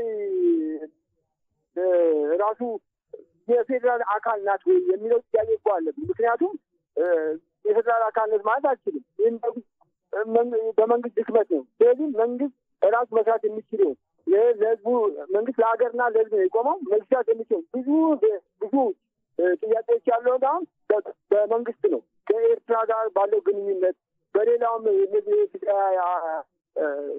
የህወሓት የቀድሞ አባሎች ከኤርትራ ጋር ባለው ግንኙነት በሌላም አንድን ክልል እንደ አንድ ሀገር ዝም ማለት እኔ አላስብም። ስለዚህ የፌዴራል መንግስት ትልቁን ድርሻ ይወስዳል ብዬ ነው የማስበው። አመሰግናለሁ። እሺ፣ እናመሰግናለን። ሰለሞን ከቢሾፍቱ። ሄሎ። አቤት። ጤና ይስጥልኝ። ጤና ይስጥልኝ። ስሙን ማንም በልርሶን? ሁሴን እባላለሁ ከአዲስ አበባ። እሺ። ጥያቄ አስተያየቱን ቀጥሉ። ለመጀመሪያ ፕሮግራሙን እንደ ፕሮግራም ህዝብ ይማረባቸዋል፣ ኢትዮጵያ ህዝብ ይማረባቸዋል ብላችሁ ስለምታውቁ ላቅ ያለ ምስጋና አለኝ። እናመሰግናለን። በመቀጠል ወደ ጥያቄዎችና ወደ አስተያየት እገባለሁ። እሺ። እኔ አቶ ክብረምን እንደ ጥያቄ የምጠይቃቸው አንደኛ ነገር ብዙ ለሰላም የተለፈፉ ብዙ ዓላማዎች አሉ። እርሶም ብዙ እንደዘረዘሩ ግን የሰላም ውጤቱ እስካሁን ድረስ ቢያንስ እንኳን ለ2 ዓመት ከምናምን እረፍት ሰጥቷል ለትግራይ ህዝብና እናት። ይህንን ወደ ዘላቂነት ለመውሰድ በእርስዎና በፓርቲዎ ምን ያክል ዝግጅት ተዘጋጅተውበታል? እንደ ፓርቲዎና እንደ እርስዎ ምን ያክል ተዘጋጅተውበታል? ሰላምነት አማራጭን እንዴት አድርገው ሊያመጡት ይችላል? ምክንያቱም የኢትዮጵያ መንግስትም ሆነ የትግራይ ህወሓትም ሆነ አሁን በአሁኑ ሰዓት ላይ ባላቸው አመለካከት ሊጣጣሙ አልቻሉም። እርስዎ ግን ቢያንስ የተወሰነ መልኩ ለትግራይ ህዝብ እንዴት ተቆርቋሪነቱ ወይም እንደ ትግራይ ህዝብ እንዴት ተቋቋሙ ምን ሊያመጡላቸው ይችላሉ ብለው አላማም ተስፋም ሊኖራቸው ይችላል። ይህን እንዳትረዱ ደስ ይለኛል። በሁለተኛ ደረጃ ህወሓት እንደሚታወቀው ያው ሰው በላ ድርጅት ነው። ብዙ ነገር አሁን ያወርድ ሲወርድ ይኖራል። አሁንም ለመብላት የተዘጋጀ ነው። የኢትዮጵያ መንግስትም እንዳወጣው ፕሮሰስን ሌሎኝ ነው ብሎ ያወጣው መረጃ አለና ይሄ ነገርን እርስዎ እንዳሉት ሊያቆም ይችላል ነገር ተብሏል። ይህን ነገር የኢትዮጵያ መንግስት አልሄደበትም ብለው ያምናሉ ወይ? ከምሁራን ጋር አልተማከረም፣ ከትግራይ ምሁራን ጋር ከፖለቲከኞች ጋር አልተማከረም ብለው ሙሉ ለሙሉ ያምናሉ? ይህን እንዲያስረዱ ነው። አመሰግናለሁ። እናመሰግናለን። ከአሃዱ ሬዲዮ አሃዱ መድረክን ከሬዲዮ መስመራችሁ ባሻገር አሃዱ ኒውስ ኤንድ ፖለቲክስ የሚለውን የዩቲዩብ ገጻችንን መከታተልና ላይክና ሼር ማድረግ ትችላላችሁ። በቲክቶክም ቀጥታ ስርጭታለን። ሌላ ቤተሰብ ቀጥታ ስልክ ላይ አለ። አዎ ይሰማል። እሺ ይሰማል። ጥያቄና አስተያየቶን ስሙን ገልጸውልን አጠር አድርገው አቅርቡልን ለሌሎች ቤተሰቦች ሰዓት እንዲበቃ። እሺ አመሰግናለሁ። ይባላለሁ ከአዲስ አበባ ነው እና የምደውለው። ጥያቄ ቅድም ሲነሱ የነበሩ አቶ ክብሮምን ሲገልጿቸው የነበሩና 360 ዲግሪ የተወረሩ መሬቶች ይመለሱ ተብሏልና ግልጽ ቢደረጉ ጠቅላላ ገለጻ አይመችም። የተመለሱ አሉ ወይስ የትኞቹ ማንን ያዘ? የትኞቹ በማን የተያዙ? ግልጽ እሱ መታወቅ አለበት። ለመፍትሄ እንዲያመች ግልጽ መረጃም እንዲሆን ዝም ብሎ በተቀሉ እሳቸው ፖለቲከኛ ስለሆኑ በክልሉም ያሉ ሰው ስለሆኑ ግልጽ ይታወቃሉ። እነሱን በግልጽ ይመልሱ። ሌላው ምን ያህል ተፈናቃይ ነው ያለው? ተፈናቃይ የፖለቲካ ሸቀጥ እንዳይሆን ምን ያህል ተፈናቃይ ነው ያለው? የተመለሱ አሉ? ያልተመለሱት ምን ችግር ገጥሞ ነው? መፍትሄ ለማፈለግ እንዲመች ያ ቢደረግ ዝም ብሎ ተፈናቃይ የፖለቲካ ሸቀጥ አድርጎ እንዳይታሰብ በየትኛውም ወገን እሳቸው አድርገውታል ለማለት ሳይሆን በየትኛውም ወገን እንዳይሆን ምን ያህል ናቸው በቁጥር ይታወቃሉ። አንዳንዴ ከትግራይ ህዝብ በላይ ማድረግ ቁጥር አይፈሩ እንደዛም ነው ይገለጻል እና በግልጽ ይታወቅ። በሚዲያ ዶክመንት ነው ይግለጹ ስንላለው እና እንኳን ለብዙ አመት ለአንድ ቀን ለሁለት ቀን እንኳን ከሞቀ ቤት ወጥቶ ችግር ማየት ስቃዩ የከፋ ነው እና ፖለቲከኞች እባካችሁ በቀና መንፈስ አይታችሁ ችግሩ ይፈታል። አመሰግናለሁ። እናመሰግናለን ስለደወሉልን። ውድ ቤተሰቦቻችን አህዱ መድረክ ነው የምትከታተሉት። ወደ ውይይታችን እንመለሳለን። አቶ ክብሮም የተነሱ ጥያቄዎችን ቀደም ብለው እንግዲህ የመጀመሪያው ጥያቄ አቶ መምህር ፍጹም ከቢሾፍቱ የቲዲኤፍን ጉዳይ ነው በመግቢያነት አንስተው ጥያቄያቸውን የጀመሩት። ለዚህ ተጠያቂው ማን ነው? ሁሉንም ወደ ፌደራል አካል ወስደዋልና መሳሪያ ላለመመለሱ ለዚህ አይነት ስብስቡ እየተጠናከረ ለመምጣቱ ለክፍፍሉ ሁሉ ተጠያቂውን አቶ ክብሮም በግላጭ ለፌደራል መንግስቱ ብቻ ነው የሰጡትና ሌላ አካል የለም ወይ ከሚል ጥያቄ ነው የተነሱት። ሌሎቹን ይዘዋቸዋል። የሚጠቃለሉትን በአንድ ያደርጉልናል። ጥያቄዎች መመለስ ያለባቸውን ይመልሱልናል። የማጠቃለያ ሐሳብም ይኖረናል። ይቀጥሉ አቶ ክብሮም። እሺ አመሰግናለሁ። መጀመሪያ አስተያየትና ጥያቄ ላነሱ ወገኖች አመሰግናለሁ።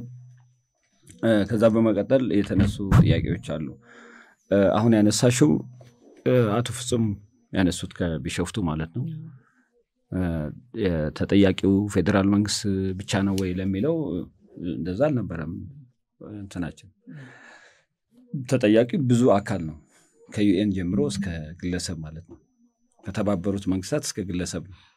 ምክንያቱም ግለሰብም እዚህ ውስጥ የራሳቸው ሚና ግዴታ ስላላቸው ማለት ነው እንጂ ፌደራል መንግስት ለብቻው አይደለም። ግን ፕሪቶሪያ ስምምነት የሚያስፈጽመው ፌደራል መንግስት ነው። ስልጣን ተሰጥቶታል በስምምነቱ ላይ ከፍተኛ ስልጣን ያለው እሱ ነው። ለዚህም ነው ጊዜያዊ መንግስትም የሚሾመው ማለት ነው። ያ እንዴት መጣ ለምን መጣ የሚለው ፍትሃዊ ነው አይደለም የሚለው ነገር ሌላ ጥያቄ የሚያስነሳ ነው። ግን አሁን እየፈለግን ያለነው ፕሪቶሪያ እንዲፈጸም ስለሆነ መንግስት ፌደራል መንግስት ያለው ስልጣን በአግባቡ መጠቀም አለበት፣ ህዝብን በሚጠቅም መንገድ መጠቀም አለበት ለሚል ነው። እሳቸውም ያነሱት ነገር አለ። ለምሳሌ ታደሰ ወረደ ለምን ተሾመ የሚለው ነገር ነው። ምክንያቱም መፈንቅለ መንግስቱን እሱ ካስተባበረ ለምንድን ነው ወደ ሹመት የመጣው የሚል ነገር እሳቸውም ያነሱት ነው። ስለዚህ ፌደራል መንግስት ባይፈልግ ያ ነገር አይሆንም። ለምንድን ነው ፌደራል መንግስት በፕሪቶሪያው ስልጣን ስላለው ማለት ነው። አንድ ኢትዮጵያ ነው ያለው። ይሄ የተለመደ ነው፣ የለመድነው ነው። አንድ ኢትዮጵያ ብሎ ሰው ማመን ይችላል፣ ግን የሌሎችን እምነት መቃወም ወይም ደግሞ መከልከል መቃወም ይቻላል፣ ግን መከልከል አይቻልም። ስለዚህ የኛ እምነት እንዲከበር እንፈልጋለን። ለሳቸው ኢትዮጵያ አንድ ነች፣ ብሔርም የላትም ሃይማኖትም የላትም ካሉ መብታቸው ነው፣ እምነታቸው። ግን ሌላ ሰው ላይ መጫን አይችሉም፣ ሌላውን መከልከልም አይችሉም። ስለዚህ እኛ እንደዚህ ብዬ ነው ማምነው። ቁጥራዊ ጥያቄ ጠየቋሉ አንድ ቤተሰብ። እሳቸው ስንት ነው የተፈናቀለው የሚለው ምን ያህል የትኞቹ መሬቶች ተያዙ? እሳቸው ካሉት ድርሰት ሸቀጥ እንዳይሆን ያሉት በፍጹም ሸቀጥ አይደለም።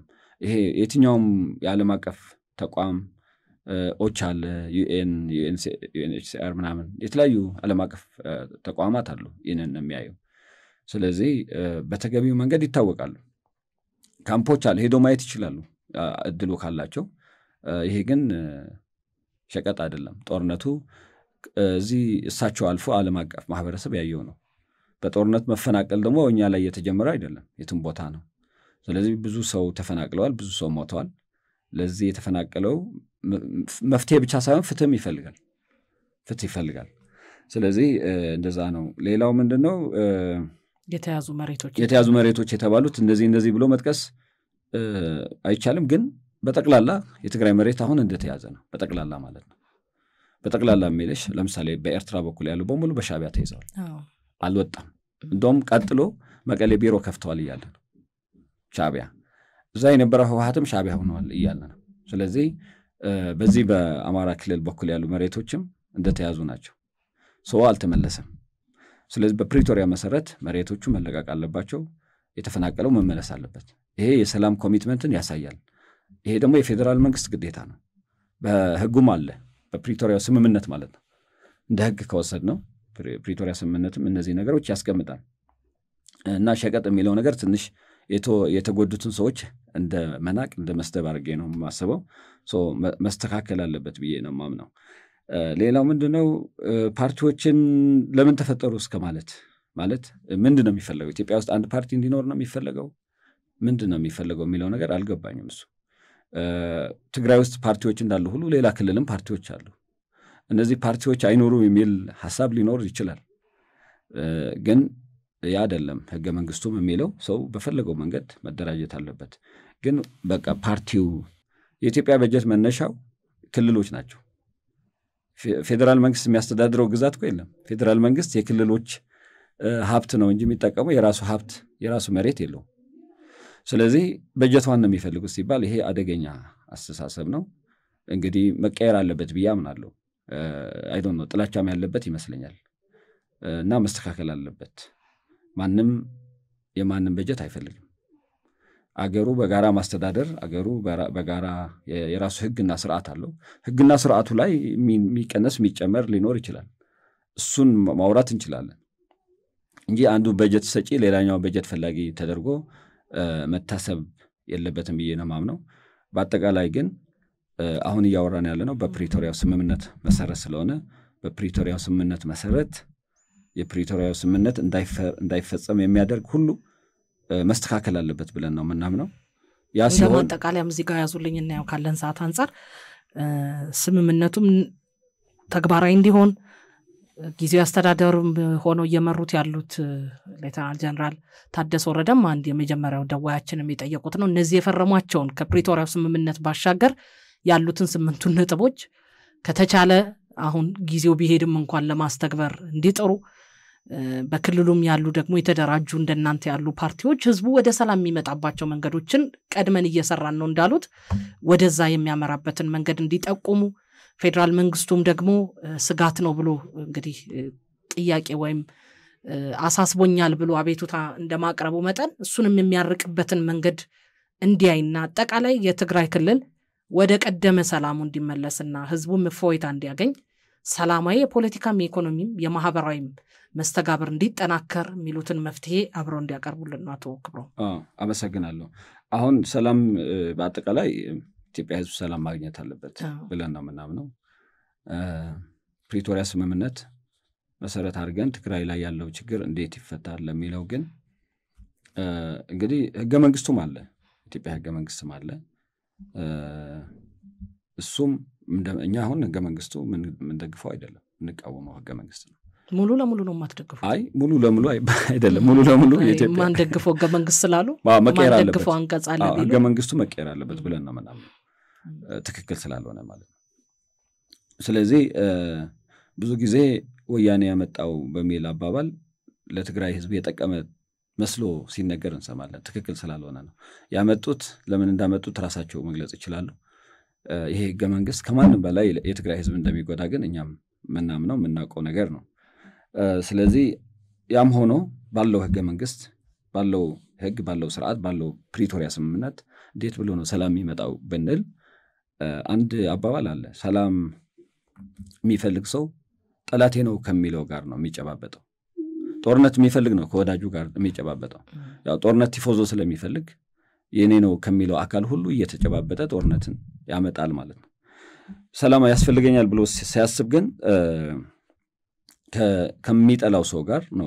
አቶ ጌታቸው ብለውታል ፕሪቶሪያው ሲፈረም ይሄ ትግራይ አይጎዳም ወይ ምናምን የሚሉ ጥያቄዎች ሲነሱ ይሄ ፔንፉል ኮንሴሽን ነው ብሎ ተናግረው ነበር በእንግሊዝኛ። ስለዚህ ፔንፉል ሊሆን ይችላል፣ ስቃይ ሊኖረው ይችላል ሰላም፣ ልክ ወሊድ ስቃይ እንዳለው ሁሉ ማለት ነው። የሰላም ትንሽም የለውም። የጦርነት ቆንጆ እንደሌለው ጥሩ እንደሌለው ሁሉ የሰላም ትንሽ የለውም። ስለዚህ የሰላም መጥፎ የለውም። ይሄ ባለፈውም አይተነዋል። ስለዚህ መጀመሪያው ነገር ምንድነው? ሰላም ጠቃሚ መሆኑን መረዳት ያስፈልጋል። ያለፈው ጦርነት ብዙ ሰው እንደጎዳ አይተናል። ሁሉም የትግራይ ሰው የሚመሰክር ከዛም ውጭ ያለ ማለት ነው። ከዛም ውጭ ያለ የሚያውቀው ነው። ዓለም አቀፍ ማህበረሰብም አውቆታል። የሴኩሪቲ ካውንስል ሳይቀር ቀርበዋል ነገሩ። ስለዚህ ከዚህ ጦርነት የተጠቀመ ሰው ስለሌለ መቆም አለበት። እንዲመጣ ምን መደረግ አለበት? ሁሉም በፕሪቶሪያ ስምምነት ፈራሚ ታዛቢ የሆኑ አካላት አሉ።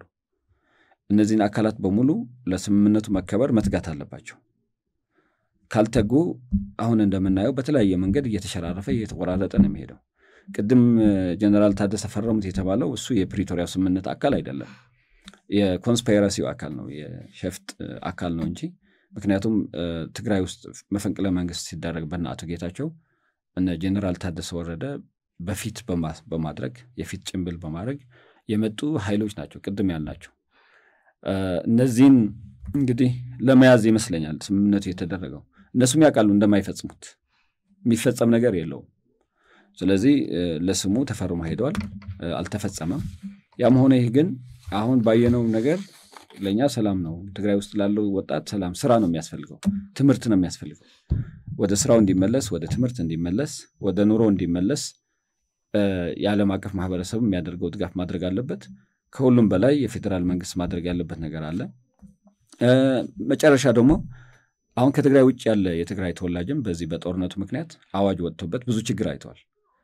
ንብረት የተወሰደ አለ ከንግድ ይወጣ አለ የከሰረ አለ ስለዚህ ይሄ ሁሉ በጦርነት እንደተጎዳው ህዝብ መንግስት እንደ መንግስት ማድረግ ያለበት ነገር አለ ዝም ብሎ መታለፍ የለበትም ፍትህ መኖር አለበት በዚህ ጦርነት ምክንያት አድርጎ ንብረት የዘረፈ ሰው ካለ አሁን በመጣው ስምምነት ንብረቱን መመለስ መቻል አለበት ካሳ መስጠት መቻል አለበት የህግ በላይነት መረጋገጥ መቻል አለበት ይሄ ለሁሉም ሰው ነው የሚጠቅመው በሌላውም ቦታ እንደዚህ ሲሆን እንደዚሁ ማለት ነው ስለዚህ ጦርነትን ተገን አድርጎ ፕሮፓጋንዳን ተገን አድርጎ ለተሰሩ ጥፋቶች ሁሉ ማረሚያ ያስፈልጋል ይሄ ደግሞ የፕሪቶሪያ ስምምነቱም ይላል ወደዛ መምጣት አለብን ብዬ ነው ማምነው አመሰግናለሁ አቶ ክብሮም በርሄ የባይቶና ፓርቲ ፕሬዝዳንት ጥሬና ክብራው እዚህ ተገኝተው ስለሚንቀሳቀሱበት ወይም በፖለቲካ ፓርቲነት ተመዝግበው ትግል ያደረጉ ስላሉበት የትግራይ ክልል ወቅታዊ በተለይ ከፕሪቶሪያ ሰላም ስምምነት በኋላ ስላሉ ጉዳዮችና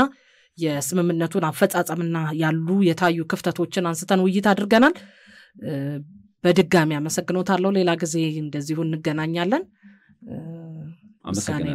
አመሰግናለሁ ሊዲያ ውድ ቤተሰቦቻችን አሃዱ መድረክን ስትከታተሉ ቆይታችኋል ሊዲያ በበነበርኩ አዘጋጀች ያቀረብኩት አጠቃላይ የስቱዲዮ ባልደረቦቼን ያመሰግንኩ ውይይቱ በዚሁ ተቋጭቷል መልካም ቀን ይሁንላችሁ የኢትዮጵያ ድምጽ